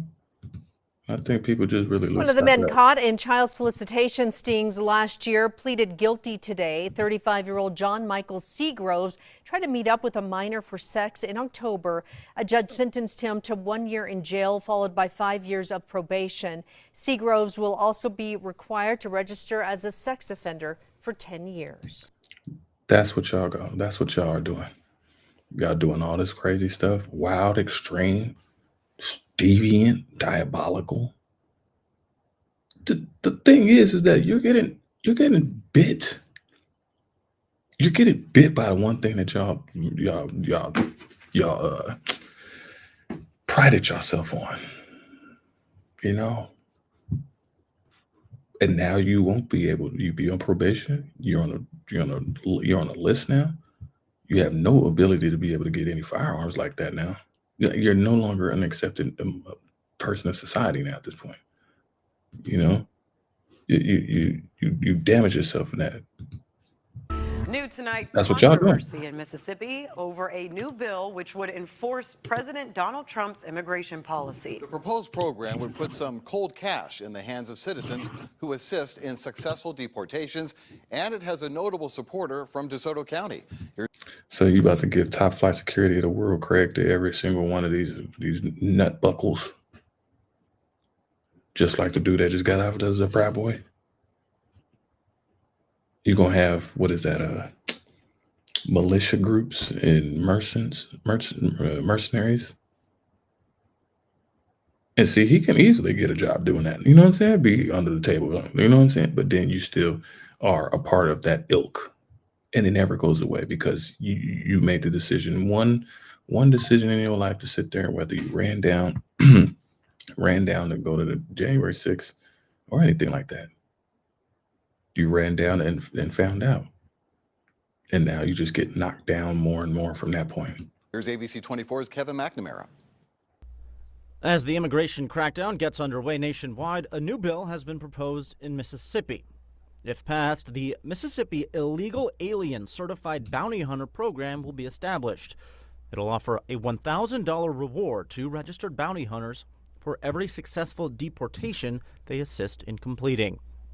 DeSoto County District Attorney Matthew Barton has come out in support of the measure and said on Wednesday, this program is a vital step in assisting our law enforcement agencies to better enforce immigration laws and ensure that those in this country unlawfully are sent back to their country of origin.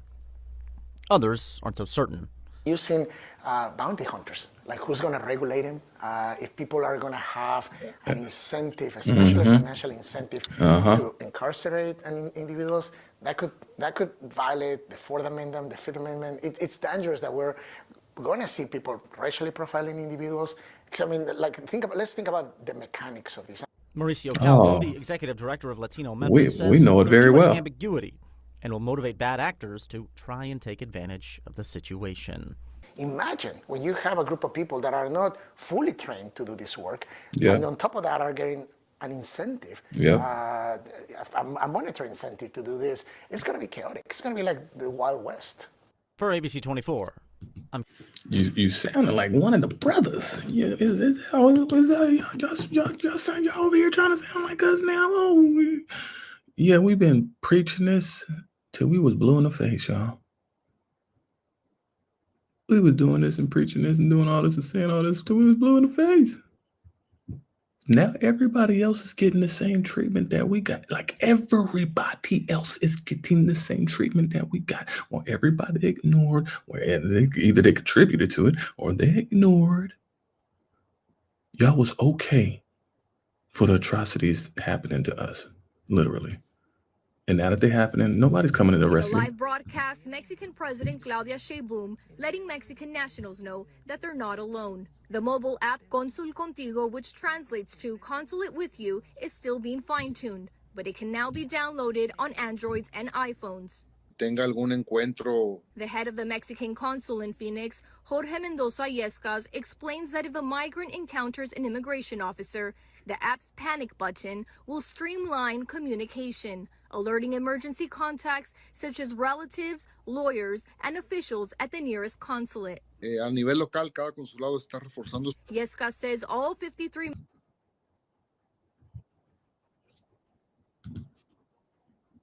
including access to a 24-hour call center and connections to legal assistance. No ha habido redadas. Yescas is urging migrant communities to remain calm, confirming that no ICE raids have been carried out in Arizona yet. Meanwhile, he says there's a group of 250,000 Mexicans without legal status in the U.S. that have been given deportation orders due to their criminal records. El primer grupo, o la prioridad. He says those cases would most likely be the ones to get deported first. The Mexican consulate estimates there's 4.5 million Mexican nationals living in the United States without legal status. Reporting live. That's a lot. That is a lot. She said 4.5. Yeah, 4.5, 459. There you go. Oh, you can't make this up, man. I promise you, you can't. This is so funny. I'm telling you. This is amazing. They gonna be hiring a little Billy Badass like that to come around them up. Ain't got no experience, none of that. Just a regular Joe Schmo that just had had a brat tantrum. He got reprimanded for it, you know, and that's what's going to be, you know. People gonna get real diabolical about this. It's turning into Black Summer. The founder of the Oath Keepers, who was convicted of seditious conspiracy on January 6th, but never entered the building that day, visited Capitol Hill to meet with lawmakers. Stuart Rhodes was released from prison yesterday and was one of 1,500 people granted clemency after being charged in the One-Eye Willie.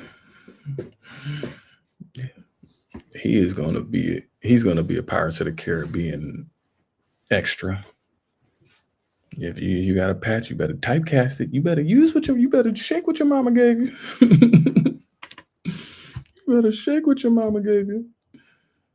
But you got these dudes who were there in the Capitol.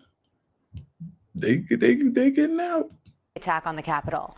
Rhodes was convicted in one of the most serious cases brought by the Justice Department in the riot that left more than 100 police officers hurt.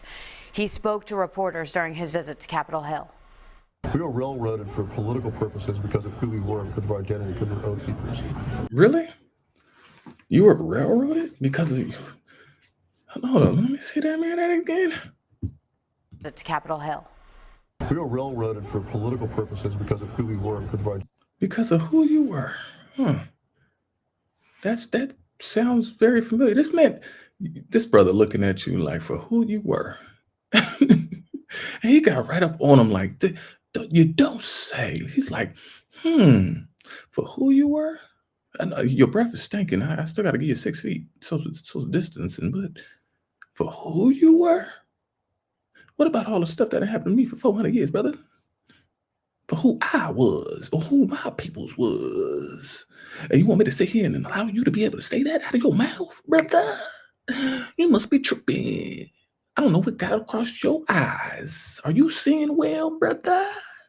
I know you got one side of your peripheral working, but the other side is kind of iffy. You blinking in and out like a light bulb, baby. What is going on, baby?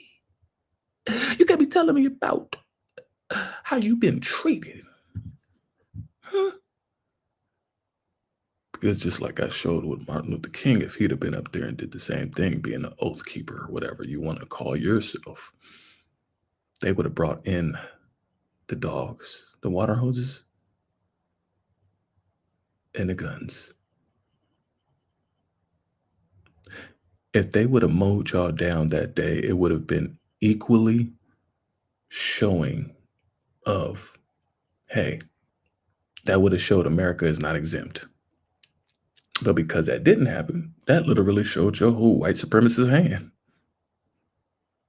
So it was like, it was amazing. January 6, 2020. You guys were like, it wasn't no lockdown. Y'all were locked out of the blessing. And y'all got mad and y'all cried and y'all pouted and y'all, no, I'm not gonna take it. Y'all had that on repeat. No, we're not gonna take it anymore. Drinking your Coors beer. Wearing your American European thong. Yeah. When you found out that your sugar ain't been sweet, your sugar's been vinegar, and you don't like the taste of your own sugar. So now all you doing is trying to decipher. You trying to cipher off everybody else's as much as you can get on right now, huh? Identity because we're oath keepers. That's why we were prosecuted for seditious conspiracy. We didn't hatch a plan. There was no plot to invade the Capitol. And we didn't bring any weapons. It's just all kabuki theater to justify trying to prevent President Trump from being able to run again. You don't need a weapon to be hitting on the police like you did. I don't remember ever seeing brothers with, they didn't have no weapons. Them same brothers and sisters I was walking down marching, they didn't have no weapons. They wasn't even trying. This brother's looking at him. He's looking at him with all 400 years of slavery in his eyes. He looking at him dead in that one eye. This brother. Oh, this is funny. I don't know why this guy's so funny to me real quick. This is funny. Oh, this brother is looking at you with all 400 years like, nigga, please. His left eye, I'm telling you, this is funny. He tried to justify all of what he got to say, too. Under the 14th Amendment, trying to disqualify him or put him in prison. Neither one of those things worked. Before President Trump pardoned defendants in the January 6th attack on the Capitol, President Biden That man was in his face like, I really want to hear your explanation, sir. pardoned family members, members of the January 6th committee, and others in his final minutes before leaving office. He had previously pardoned his son, Hunter Biden, over tax evasion and federal gun charges. News 9 asked Governor Kelly Ayotte about her thoughts on both sets of pardons. I don't agree with how the pardon process is being used in Washington in general right now. I certainly have part of the pardon process to go to the governor and council, so I will be looking at those things very carefully. I think it should be used very sparingly and only in exceptional circumstances. House Speaker Mike Johnson also announced a new subcommittee to continue its investigation into the January 6th riot. Johnson says there's still work to do to uncover what he says is the full truth that is owed to the American people. Yeah, you walking in there with sticks and flags and poking at the police, like that's all federal. Like, how do you not? Dude, that's crazy. And y'all all got all that camera work in there? Every single one of them should have been hunted down. Yeah. That's dirty work. That's some dirty work if it ain't. A former University of Evansville employee has taken a plea deal after police say he stole mail and underwear. Court records show Zachariah Brock will be sentenced February 24th. Terms of his plea have not been released yet. Brock was arrested last year after police say he admitted to breaking into a student's room and stealing her underwear. I just wanted to smell your panties, baby. I knew you was the OnlyFans girl, and I just was like, that Victoria's Secret smell. Police say he also admitted to stealing mail from students. Officers say a bag containing over 40 pairs of women's underwear and over 100 pieces of mail was found in Brock's office. Damn. Whew. He had a thing. He had a kink. A Michigan man could stand trial for allegedly abusing a child here in North Alabama. Court records show a Colbert County grand jury indicted Bradley Loniello on sex abuse and aggravated child abuse charges. Deputies arrested him back on Monday. He He's now being held in the Colbert County Jail on a $20,000 bond. They all get in trouble like this. Who's going to do the jobs when you got dumbasses like this doing all this? Who's going to do the jobs? And in Buncombe County, a retirement community employee is facing several charges, accused of stealing hundreds of thousands of dollars worth of jewelry from the residents who live there. Detectives say 23-year-old Dana Finnegan was employed by a third party while working at Appalachian Boulevard in Arden. We're told detectives began investigating last month after complaints from residents. Mama said never trust a Q, button a Q smile, huh? Then people would sit there and man, I'm telling you, they would give you the doll eyes and everything. People would sit here and game you up. Residents. Detectives found Finnegan stole more than 100 pieces of jewelry worth about $100,000 total and sold them at a pawn shop. She was arrested on January 7th. Damn, she has. Yeah, you guys are not smart criminals now. You guys are just. It's just embarrassing now. It's like, don't even commit a crime. Don't even try. You just. It's like you're trying to, I could be a gymnast. I could be a gymnast too. And then you get up there and you dismount and right on a pole vault or something. I don't know. You just epically just dismount right into the damn mat. Like, I don't know. It's just not looking good for y'all. Trying to commit y'all crimes. Are facing charges in connection with a house fire. Police. Yep. I'll let y'all marinate on that one for a minute because.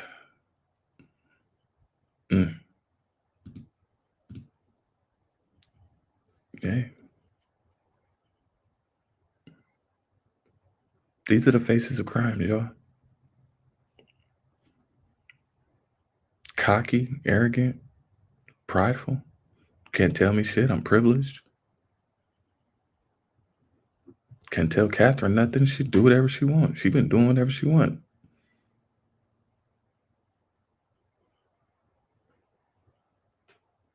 She looked like that one chihuahua with the tongue that was sticking out. She got a mustache, though. She got a better mustache than me. Coming over here with that wolf pussy. Shut up, nigga. I know somebody who like it. Go get that lined up too, witch. Next Friday. Tell your daddy I said hi. She got the Trimmer 3000. She got the Trimmer 3000. She looked like the chihuahua with the tongue out, though. That's what I was saying with the whole curl thing going on right now. Just look dusty and rusty. That shit's just nasty. Ugh. Say 33-year-old Catherine. Should be milk day. Oh my goodness. Beckham is charged with arson after a fire broke out on December 26th in the 3300 block of Forest Avenue. Beckham was detained shortly after firefighters arrived on the scene. Police say she admitted to starting several fires inside of the home. She was later taken to a hospital for a mental health evaluation. Police also arrested Brian Smith, who they say provided false information about Beckham's location. He is facing charges of assisting a criminal and resisting law enforcement.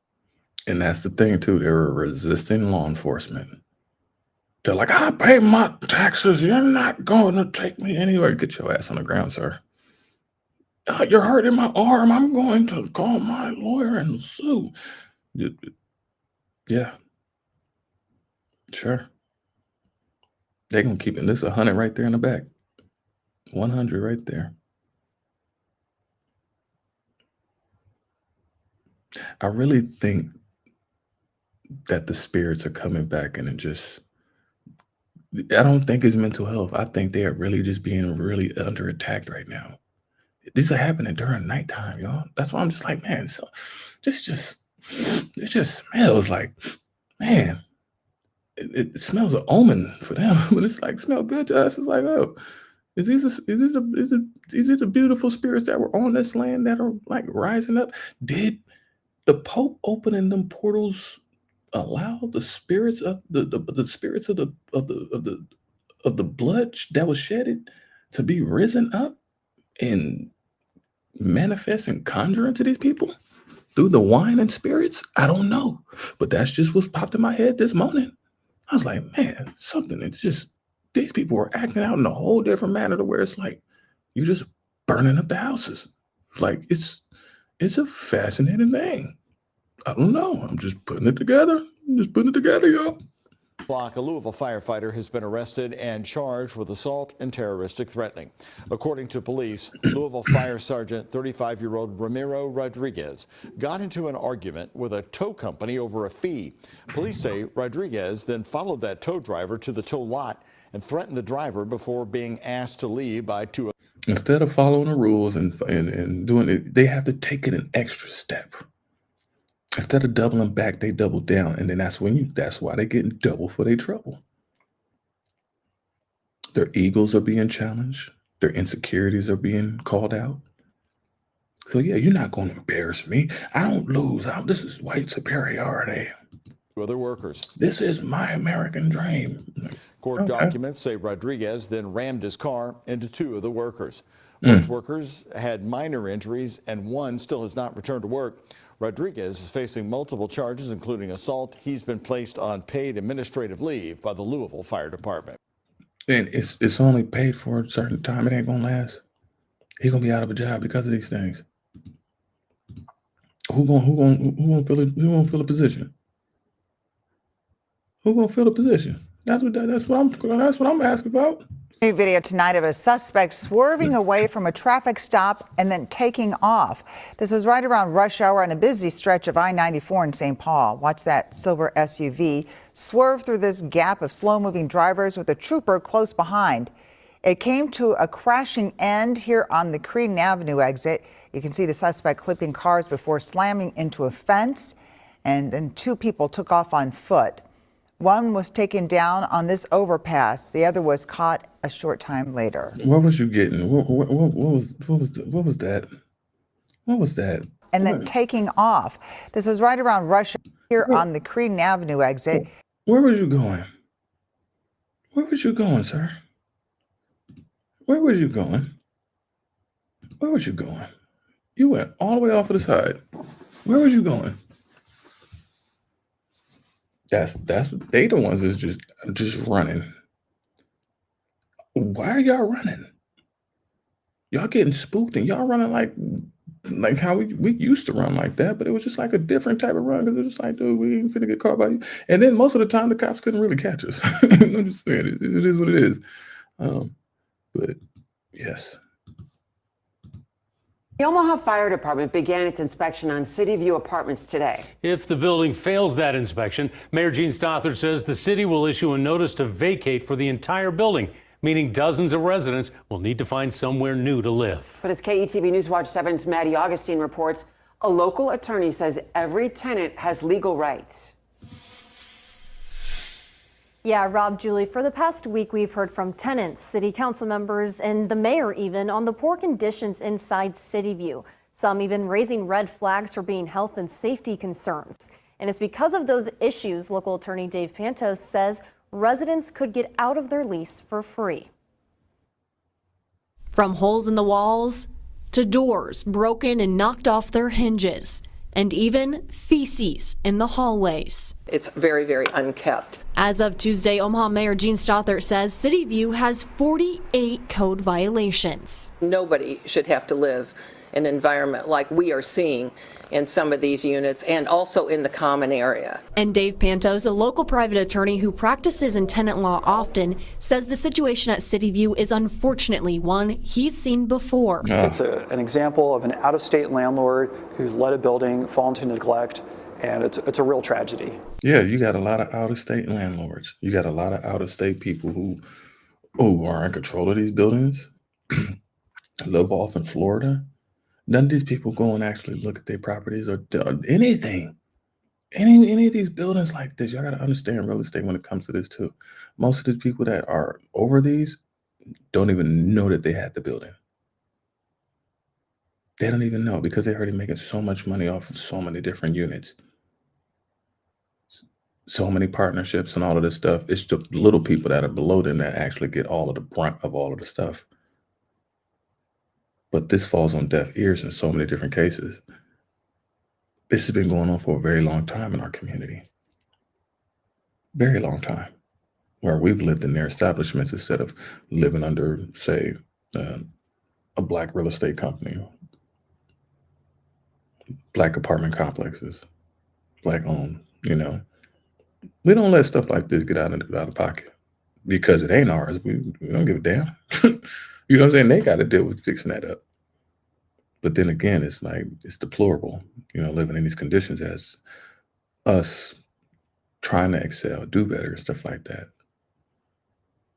Conditions like that it was hard living for many people across the whole country and all different type of apartment complexes like this from the East Coast to the West Coast. They were never addressed. They had all of these code violations. Why all of a sudden y'all want to come start trying to address things now? In most cases, Pantos says he would advise tenants to file a 1430-day notice. Basically, they're bringing this up now because these people are getting kicked out. These people's houses are burning down. They're being removed from a land that does not belong to them. And they have to find some place to stay. And most of the time, the places to stay are in the most cheapest areas that are very poverty-stricken like this. Then you got people who live in these environments and like, I can't believe I got to live in this environment. Y'all been living in this environment like this? Yes, we have. Oh, I can't live in this environment. I need to call in.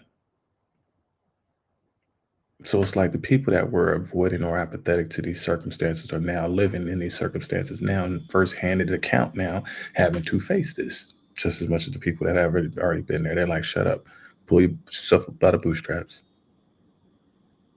Welcome to our world. It says, landlord, you have 14 days to fix this problem, or I'm going to move out within 30 days of the date of that notice. But in the case of CityView, when health and safety concerns are at play, Pantos says he would call this an emergency situation, and residents no longer have time to file that notice. Habitability was so bad that there was no time because these folks are at risk for their lives because of the safety concerns.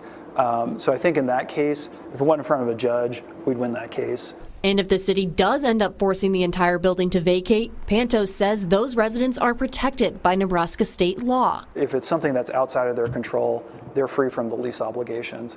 That being said, the landlord is not free from the lease obligations. But the biggest concern? We really need to watch this really closely because if they shut this building down, there's going to be an immediate need during the winter for a lot of individuals and families who are going to have a housing crisis right away. Pantos says if tenants choose to leave and break their lease, to look for legal representation with attorneys like himself or Legal Aid Nebraska, and he encourages residents to join a tenants union. I did reach out to CityView's management company, but did not hear back. Mayor Stothert says if the building fails the inspection this week, in just 8 days, the city will file a notice for residents to vacate. The fact that there's not been a tenants union within our community, knowing that we have been living in and out of these communities like this. I mean, they're coming up with bright ideas now that we've already been trying to champion and they just never happen. So yeah, it's that kind of party right now. It's definitely that kind of party. Police say it appears a medical emergency. Police say it appears a medical emergency caused a driver to crash all the way into this home. It happened this afternoon in the Lake of the Hills. Police say the man driving the car was taken to a hospital with non-life-threatening injuries. No one inside the home was hurt, but as you can see, there is major damage. Watch breaking news. Yep, ain't no Netflixing and chilling tonight. Ain't no Netflixing and chilling tonight. Yep, nope, ain't no Netflixing and chilling tonight. And Netflix's growth soared to new heights in the holiday quarter, adding a record 18.9 million subscribers. And this propelled its global total to over 300 million. This surge represents a significant leap ahead of competitors in the streaming wars. The company's aggressive push into live sports content, including the highly popular Tyson-Paul boxing match and NFL games, has played a key role in attracting millions of new subscribers. Now, these events, coupled with a strong content slate, like the second season of Squid Game, have enabled Netflix to maintain its leadership in the market. The impact on Netflix stocks has been immense, with shares soaring 13% to reach an all-time high of $988. The surge had added more than $50 billion to its market capitalization, now sitting at approximately $370 billion. Now, this growth has put Netflix's value ahead of rivals like Disney, Comcast, Paramount, and Warner. The company's expansion into live sports has proven a strong revenue driver. Now, despite impressive subscriber growth, Netflix's revenue growth showed signs of strain. Sales rose 16%, but the strong subscriber additions did not directly translate into higher revenue. A portion of this can be attributed to the rise of lower average revenue per user countries and a higher uptake of the ad-supported tier. However, with planned price hikes and major content releases in 2025, including new seasons of Stranger Things and Wednesday, Netflix expects to see stronger financial returns. Analysts have raised their price targets, pushing Netflix's valuation even higher in anticipation of continued growth. Well. Well. That's a stock that I probably should have got in when I should have gotten in. For it to be at 988. Oh boy, I remember when it was super low. Yeah, that was a stock I missed out on. I ain't missed out on, it's still going. But yeah, 988, it's up there. But you're seeing many of these stock companies going up like that anyways. But yeah, people Netflixing and chilling, they got to be at home. Dear tenants, These are the kinds of stories you don't want to hear. we have decided to sell the property. But for Virginia Collins, it's not a story. It's reality. They just want us gone. And I want to be gone, but I'm not going anywhere. She's the one who reached out to us, desperate for someone to hear her, to listen to what she and her 3 other housemates are facing. They talking about locking doors. Their home is an independent living facility owned by Varsovia Home Care. Now it's being taken away. It's just been miserable. The news came at the beginning of the month. The company was selling the property. By January 30th, they have to leave. After that, some tell me they'll have no place to go. We've been put through hell. And I don't want to live like that. Relocating isn't easy. Many of them are on fixed incomes, and the cost of moving is out of reach. How they handle things, you don't never know what they gonna do. Virginia led us through the hallways and shared they weren't just dealing with the heartache of being displaced. They've been enduring tough living conditions for months. You know, we have no hot water. And you can let it run and it never heats up. No hot water, and the electricity was shut off. One of the residents opened up a new NV Energy account in their own name just to get the power back on. There are fans on. The ACs are not working. The issues at this facility were eerily similar to the ones we reported last summer at another Varsovia-owned property. That facility, just blocks from this one, had gone without air conditioning for weeks during a blistering summer heat wave. After our reporting, the issue was resolved, and the state launched an investigation. How are you? It's hot in here, huh? Yep. At the time, that felt like a small victory. Now, it seems like a fleeting one. As we listen to Virginia, it's hard not to think about what happens when a vulnerable group of people is treated as an afterthought. Now, somebody with Varsovia Home Care did respond to my request for comment. It read in part, to clarify, this is not owned by Varsovia Home Care Services. The tenants were informed that the property is for sale and have been given ample amount of time to relocate. We've also provided them referrals to other independent living options to assist them in finding suitable housing. Now, that being said, we did confirm through property records that this property was owned by Varsovia Home Care, although it's unclear who the new owner is. I did reach out and ask them about that and a few other things, but never heard back. In the meantime, of course, I'm going to stay on top of this story to make sure these seniors get the help they deserve. you're seeing everybody being kicked out of all of these different places now because, for one, obviously these places have nothing left and they have to be able to sell. They have to, and then, I mean, they're giving it to the highest bidders, you know, and plots of land where they can actually come up, you know, and the people that miss out are the people that all the elders are getting kicked out right now. You're seeing a lot of elders that are getting messed with right now. And so that when I go through and I find all these, I'm just looking at the story after story after story. If I see anywhere between 3 to 5 of the same story, that's why I put these up. Because it's like, okay, this is a trend, and if it happens on a daily basis, or a weekly basis, on a monthly, quarterly, seasonal, half a year, biannual, yearly, this is what it has to be saying. But yeah, it's American crime. It's literally American crime. A very scary confrontation that was caught on camera. This morning we have video of a man holding a gun to a woman's head right outside of a Northside gas station. Our Anna Chalker is in studio this morning breaking down what happened in this video and more on some charges a person now faces. Good morning. Good morning, ladies. I mean, this is that video right there. Police say it was a incident that was a prime example of people not knowing how to solve their problems. So I want you to get a closer look of this video. Take a look at your screen. You could see a man holding a pistol to a woman's head as she tries to get away. He continues to point the gun at her even after she walks away. Now, this happened at a speedway near 56 and Emerson Avenue Tuesday night. Court documents say this started after the man honked his horn at the woman for sitting at a gas pump for too long. He told police she got out of the car and pointed a gun at him, but this woman denies that claim. He also admits he told the woman he was going to, quote, blow her head off. IMPD says if an argument starts to escalate like this one, it's better to just walk away. We as adults have to do better. We in society have to do better. We cannot resort to conflict resolution that yields a firearm to solve our problem.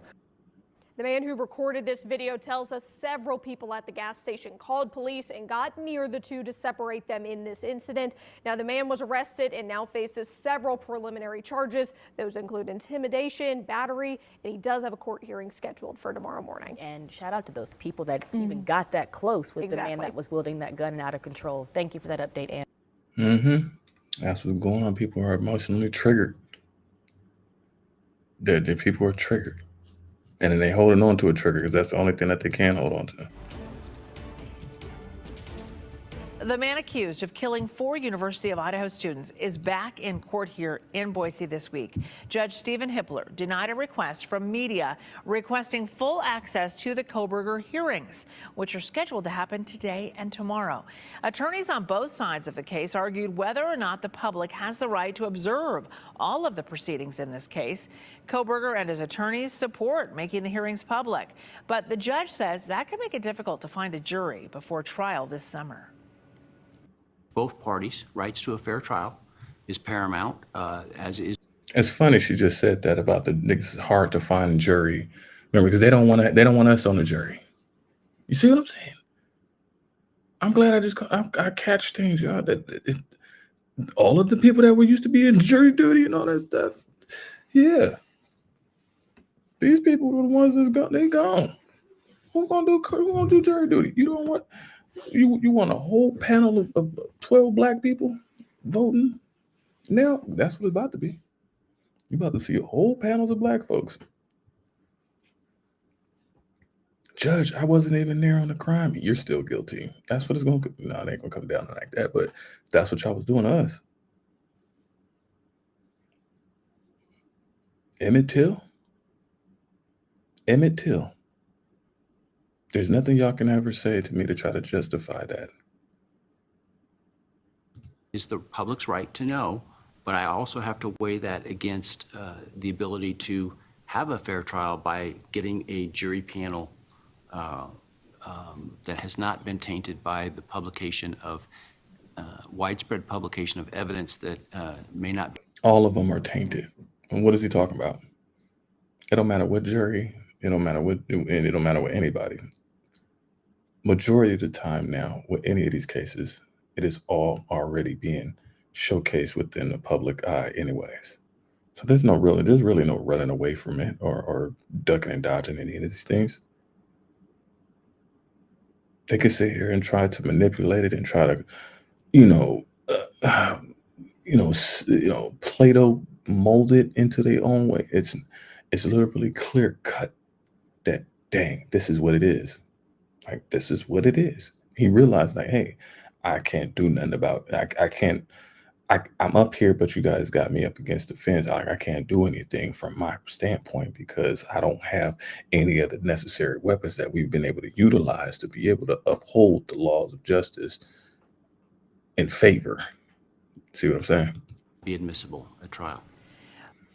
Portions of the hearing that don't include information about investigative genetic genealogy evidence will be open.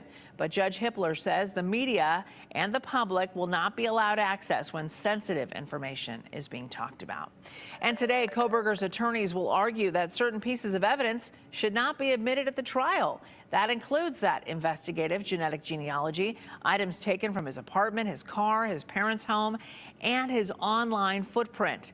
The defense says the evidence should be excluded because of alleged police misconduct. That's the one thing that they thought that they can kind of get away with doing right now. You can't get away from that now. Everything is admissible in court now. Everything, even rap songs. Y'all trying to use rap songs that ain't got nothing. You see what I'm saying? It's been enough evidence of us being in the court to be utilized against them. It's like, wait. How you gonna do that for him when they did this for him? So it's a lot of getting tangled up. It's a lot of tangles. You can't get out of these messes right now. Oh, what a tangled web that has been weaved. And the parents of victim Kaylee Gonzalez are speaking out about that. The truth will come out. What happened, What happened that fateful night to our daughter, and her best friend as they were, in their bed. What happened? Yeah. Why? You can't seal Very everything and ask the public to be a part of the case. At one point, you gotta stop sealing, and we've heard some of the Hippler's comments saying that not everything should be sealed that has been sealed, and we look forward to those things being brought to the public's attention because the public needs to agree that everything's being done the way it should be done. That's Steve and Christy Gonzalez. They are in Boise right now. They will be at those hearings this week. And to see the full interview with them, tune in to the Today Show this morning right after Wake Up. Yeah. These are wow crimes. These are wow crimes. This is unfortunate. These are actual wow crimes. These are wow crimes. I could sit here and go down my feed and show you, even on any of my subscriptions, these are wow crimes that are going on. It's not anybody else but wow crimes going on. Yeah, you still got the remnants of anything else, but I'm saying that majority of this happening right now, all wow. All wows.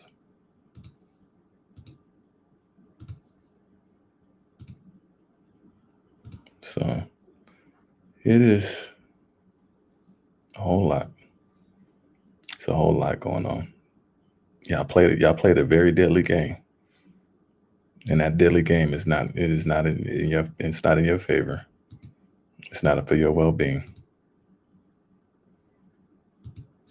Y'all played a lot of games with a lot of people's lives.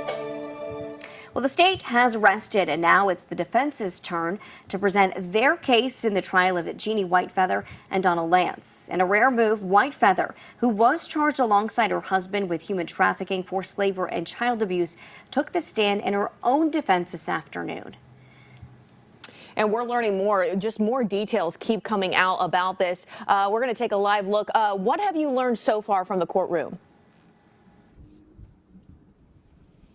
Well, after hearing hours of testimony from 3 of the children involved about the abuse and neglect that they endured under the watch of Lance and Whitefeather, Jeannie Whitefeather took the stand this afternoon and contradicted all of it, painting a totally different picture of what life was like for the kids. Now, though we've heard testimony and seen video that said otherwise, Whitefeather took the stand and first said that the teens were never locked in the shed, that they knew about the key inside and could come and go as they pleased. She even referred to it as a teenage hangout. She said she used cameras on them to keep them safe. Whitefeather also said she never called the children racial names and that she cooked, cleaned, and washed clothes every day for the kids, despite 3 kids telling us they did the cleaning and clothes washing in plastic totes themselves and even went months without changing.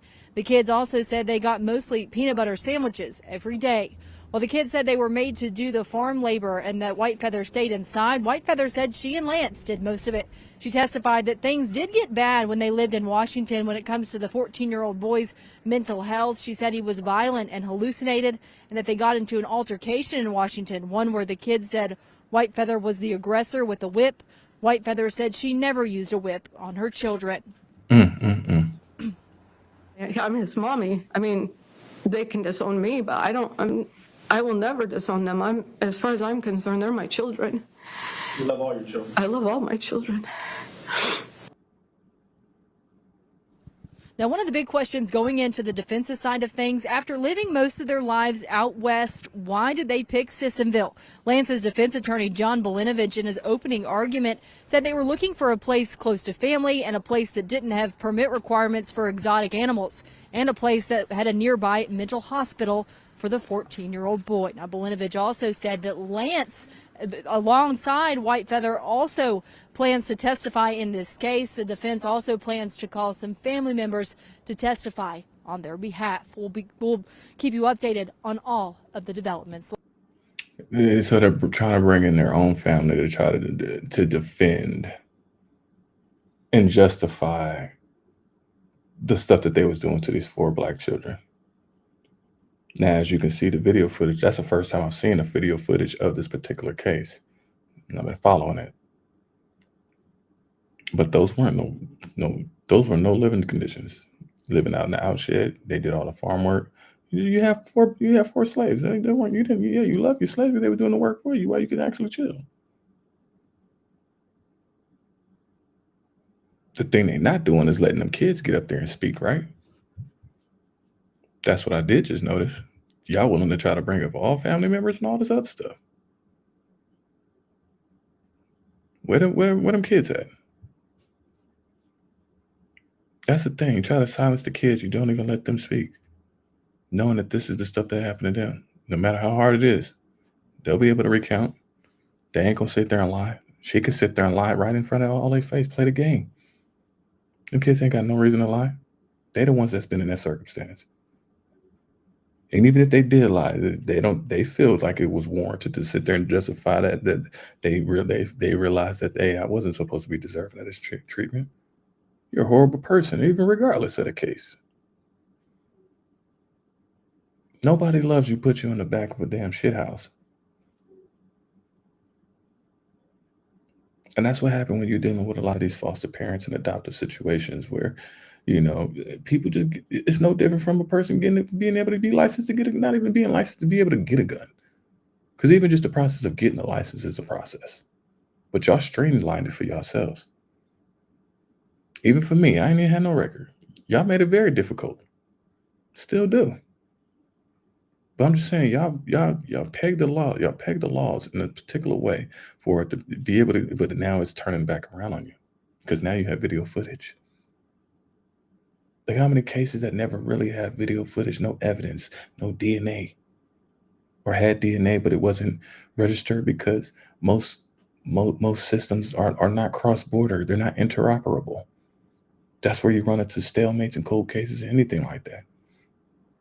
But now you got the advent of the computer muscle. Now you got the computer muscle popping up now. And it's connecting all the dots that all of y'all missed. Y'all got lazy and slothful. Oh, you missed a spot. Oh, the AI didn't miss that spot. The AI ain't missing not one spot of y'all. Now, behind bars on child. Now one spot is being missed. Oh, why is this going back to mine? All right, let me take that off. I shouldn't have did that one. So, yeah, it is all about the money. That is the American crime. Thank you, beloved sister, for that, because it's truly about the American crime that is going on. You've truly gotten away with a lot. Not no more. Not no more. I got plenty for y'all. We're going to cut it short today. We can cut it. Because I'd just be giving y'all a buffet. I promise y'all that I wake up in the morning and these things just right in me. And I'm like, oh man, I know exactly what to say. I know that it's like, before you may be like, Clyde, like, I don't, it's like having writer's block, but the Holy Spirit just hits you. He knows exactly what to do. You know exactly what to say. That's when you don't hesitate. You just have faith and let it show and let it be as it is. I don't need to add my extra on none of this. It literally is what it is when you see it. I know it's a lot to cover. It's a lot to cover. It's exciting. This is the first time I've ever been this excited about just paying attention to, because everybody like, oh, I don't watch the news because it's bad or anything like that. To me, this don't look bad. Even the stuff when we was going through for Jacob's Trap, it did not look bad. It was something to learn out of that. That's why I even play Martin Luther King, because you can see the stark difference in what our conduct is in comparison to others. Even if we have bad criminals, our criminals ain't bad like that. And even on it's just, you can see the stark difference in everything. That's why it needs to be discussed. It needs to be talked about. It needs to be discussed. Everything is being destroyed, epically and royally destroyed. Everything is being destroyed over and over again. Every time. I have one right here. I'm going to bring this up. I'm going to end it off on this. But literally, all of these things that you've seen today is that one thing happens, and then it comes right back. It's literally been a loop. This is the fall of church and state, y'all. This is the year where everything will be revealed, and it will. And it will. Just wait. Be patient. Just be patient. You are going to see the most craziest things this year, and it's going to blow your mind. Your mind is already blown. I'm already blown. From the celebrities, from everything. The weather, politics, the food, the water, the animals. There's not enough stuff to run out. Anybody you can't have a boring conversation with somebody after you watch this. There's no way that you can have a boring conversation with nobody after you watch this.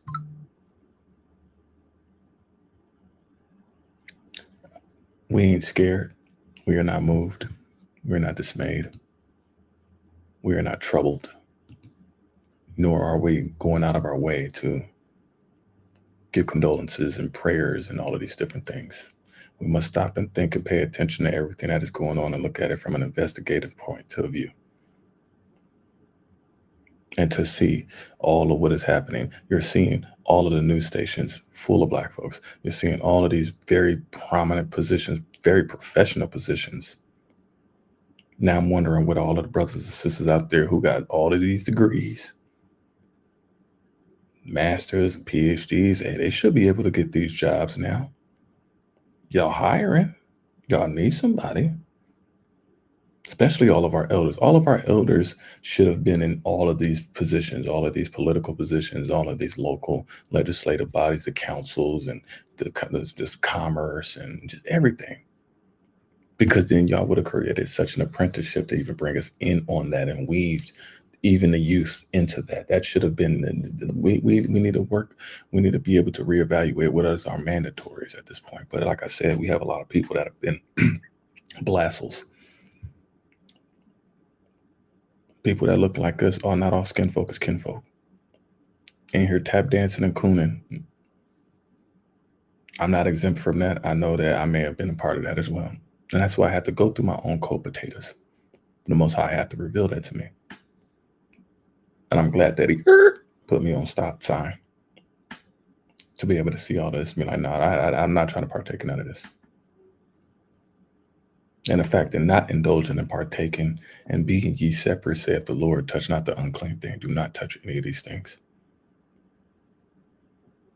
Stay focused. Work on your mind, body, and spirit. Work on your triggers. Work on your trauma. Work on your aspirations. What are you passionate about? What do you, like literally, what are you passionate about? What is your gifts? Why are you here? What is your mission? What is normal? Who are you? You must know these things. You cannot be sitting here walking around life like a tree with no roots. Time for my brothers and sisters out here to get your shit together. Like I said, I'm in my, you got to show yourself to be, you got to show thyself to be approved. This ain't the time to be going back into all of these things. You're seeing brothers and sisters going back into the same things and thinking that you're going to get a different result. You're doing the same insane thing and expecting a different result. You got brothers and sisters still going to the casino thinking that they're going to hit a jackpot. Your jackpot is not in that machine, brother and sister. Your jackpot isn't. On that note,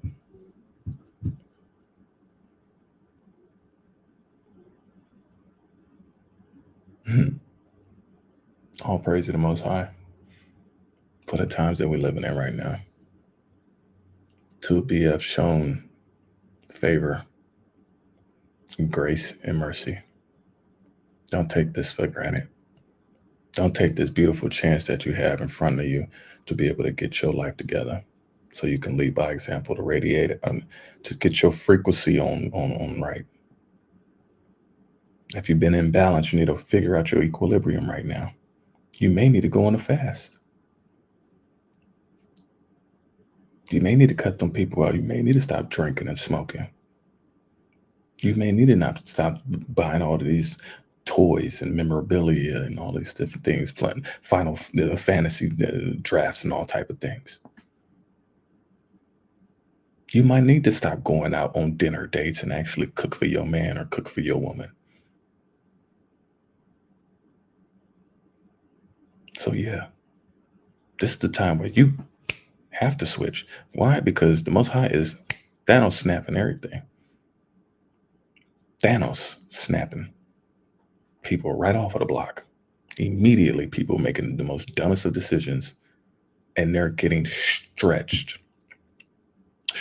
and like completely embarrassed on the chopping block. This is not what they wanted to see. This is not what they want to hear. So to see something like this, to be on this channel, for you to be watching this, you're seeing a complete stark difference of that. Because if you look at any other channel, that's just one in comparison to all of the different ones. And just even on that one little piece of video that you may have saw that I stringed together from all of them that I aggregated, I'm not even done. I still got another computer. I have to do 2 shows with this. One at daytime and one at nighttime. Eventually it's going to get to that point. But I'm just saying, like, it's so much of an overload right now that all systems are being overthrown. They're dysfunctioning right now. They're malfunctioning, I mean. People going to getting arrested for the most craziest of crimes. Getting locked up and getting stretched. And then if they get out, their image is not going to be perceived well. Especially if you're a white man. You're already in a negative period throughout history. Now it's just caught up to you now.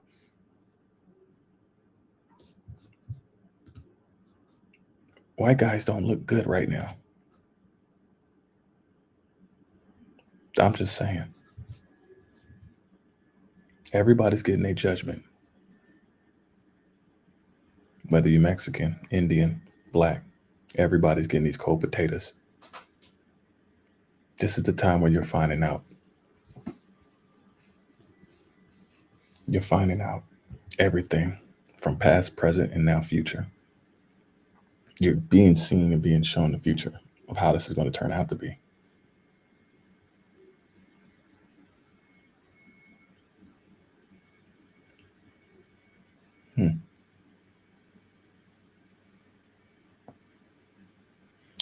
I don't know about y'all, but right here in my corner, I see something. Right here in my corner, it's like a spirit. It's like blurry. It's like something's right there. I could tell the difference in how it's looking on. That's a puffer. That's my popper mic for my mic. And that's the installation, but it's like moving. Nothing else is doing that. Not in this corner. It's just right here. I got my spirits with me, baby. Anyways, all praise to the Most High. We're going to keep it going. But like I said, everybody's stage is locked in. Like you're seeing everything. There's mess everywhere. There's mess everywhere. Keep your Air Force Ones clean. keep your toes out of the dirt right about now. Just be still. Just be still. Slow down, homie. Slow down. Your life is going crazy. You're going crazy. You're stressing out. You're worried on everything. Slow down. Breathe. When in doubt, zoom out. When in doubt, zoom out. Get back to the basics. Cut the bullshit out, for one. Cut your own bullshit out. Look at yourself in the mirror and cut your own bullshit out. It's not nobody else's fault that you're in the situations that you're in right now. You get what you deserve. If you stay in the gym, you deserve those muscles. You keep hitting that pipe, A. You get F's in class, A.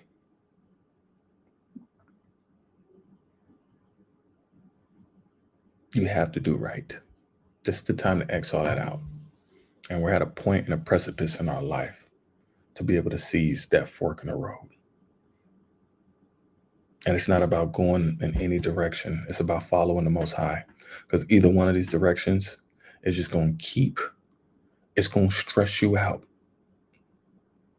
It's going to stress you out trying to go in. It don't matter what direction you go into, it's going to stress you out. And you're going to be mad and you're going to be pissed off. And you're going to be mad. Oh, I wish I would have went the other way. Oh, I should have went through the other way. No. You're going to walk around and with bitter resentments. Jaded and regretful. Bring it together and pray. And follow the path of the Most High. That's the one path, not the split. Don't let your ego split. Your ego is not your amigo. Bring it together and pray on it. Pray on it and let the Most High and the Spirit lead you.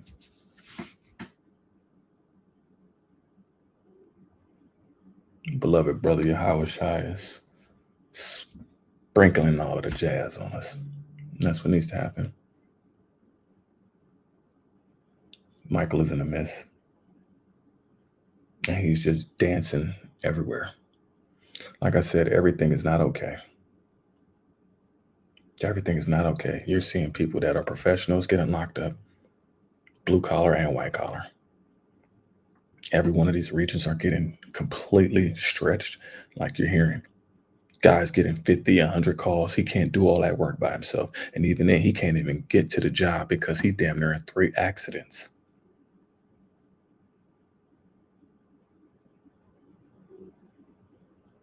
I promise you, my job would have sent me to one of those places and it would have been the same case. So that's why I'm saying you got to be still. You got to sit still. You got to stop and slow down and listen to what the Most High is trying to tell you. In your own life. I know what he told me. I know what but I'm saying, when you're seeing what you're seeing right now, wherever you at are around the globe, it's still the same. It's that one. Follow the one true path and you'll be all right. Don't let your faith waver. Do not question the Most High. Stop putting on a pedestal all of this other stuff. All of this other stuff. Even name brand, all that, stop. They don't deserve none of that. They did too much. All of these companies got to get all the way scraped and reversed out, y'all. All of these people in these positions, all of that got to get scraped out and reversed, y'all. These people sitting here fighting for the last of the whatever. This is the Hunger Games amongst them. This is wow crimes, really. This is going to be the snake that eats itself. This is the Ouroboros, and you just have to be Olay. Olay. I'm leaving on that because I got so much more to do and so much more to go. But know that I love everybody. Thank you all for tapping in and staying informed, and helping others to be informed. Keep spreading the word. It must be spread. It must be seen. It must be taught. It must be felt. It must be. This is a time where you must pick it up. There ain't no more second guessing, ain't no more question. The moment that whatever is given to you, whatever the Most High gives to you, take it. Let it be. Let it be that. Let it be. Quit trying to extra tinker with what the Most High is already designed already. Quit trying to tinker with it. Let it be. Let it go. And let it be. And you're going to be all right. You're in good hands. You ain't gonna never give you more than you can handle. And you can handle it because it was given to you. You were chosen to be able to be the responsible party for whatever the Most High has given to you. So embrace it and run with it. And hold on to God's unchanging hand, because he fought the battle of Jericho. Yes. He gave Gilligan off the island. Yes. Shalom, Flamin'. I'll see y'all later.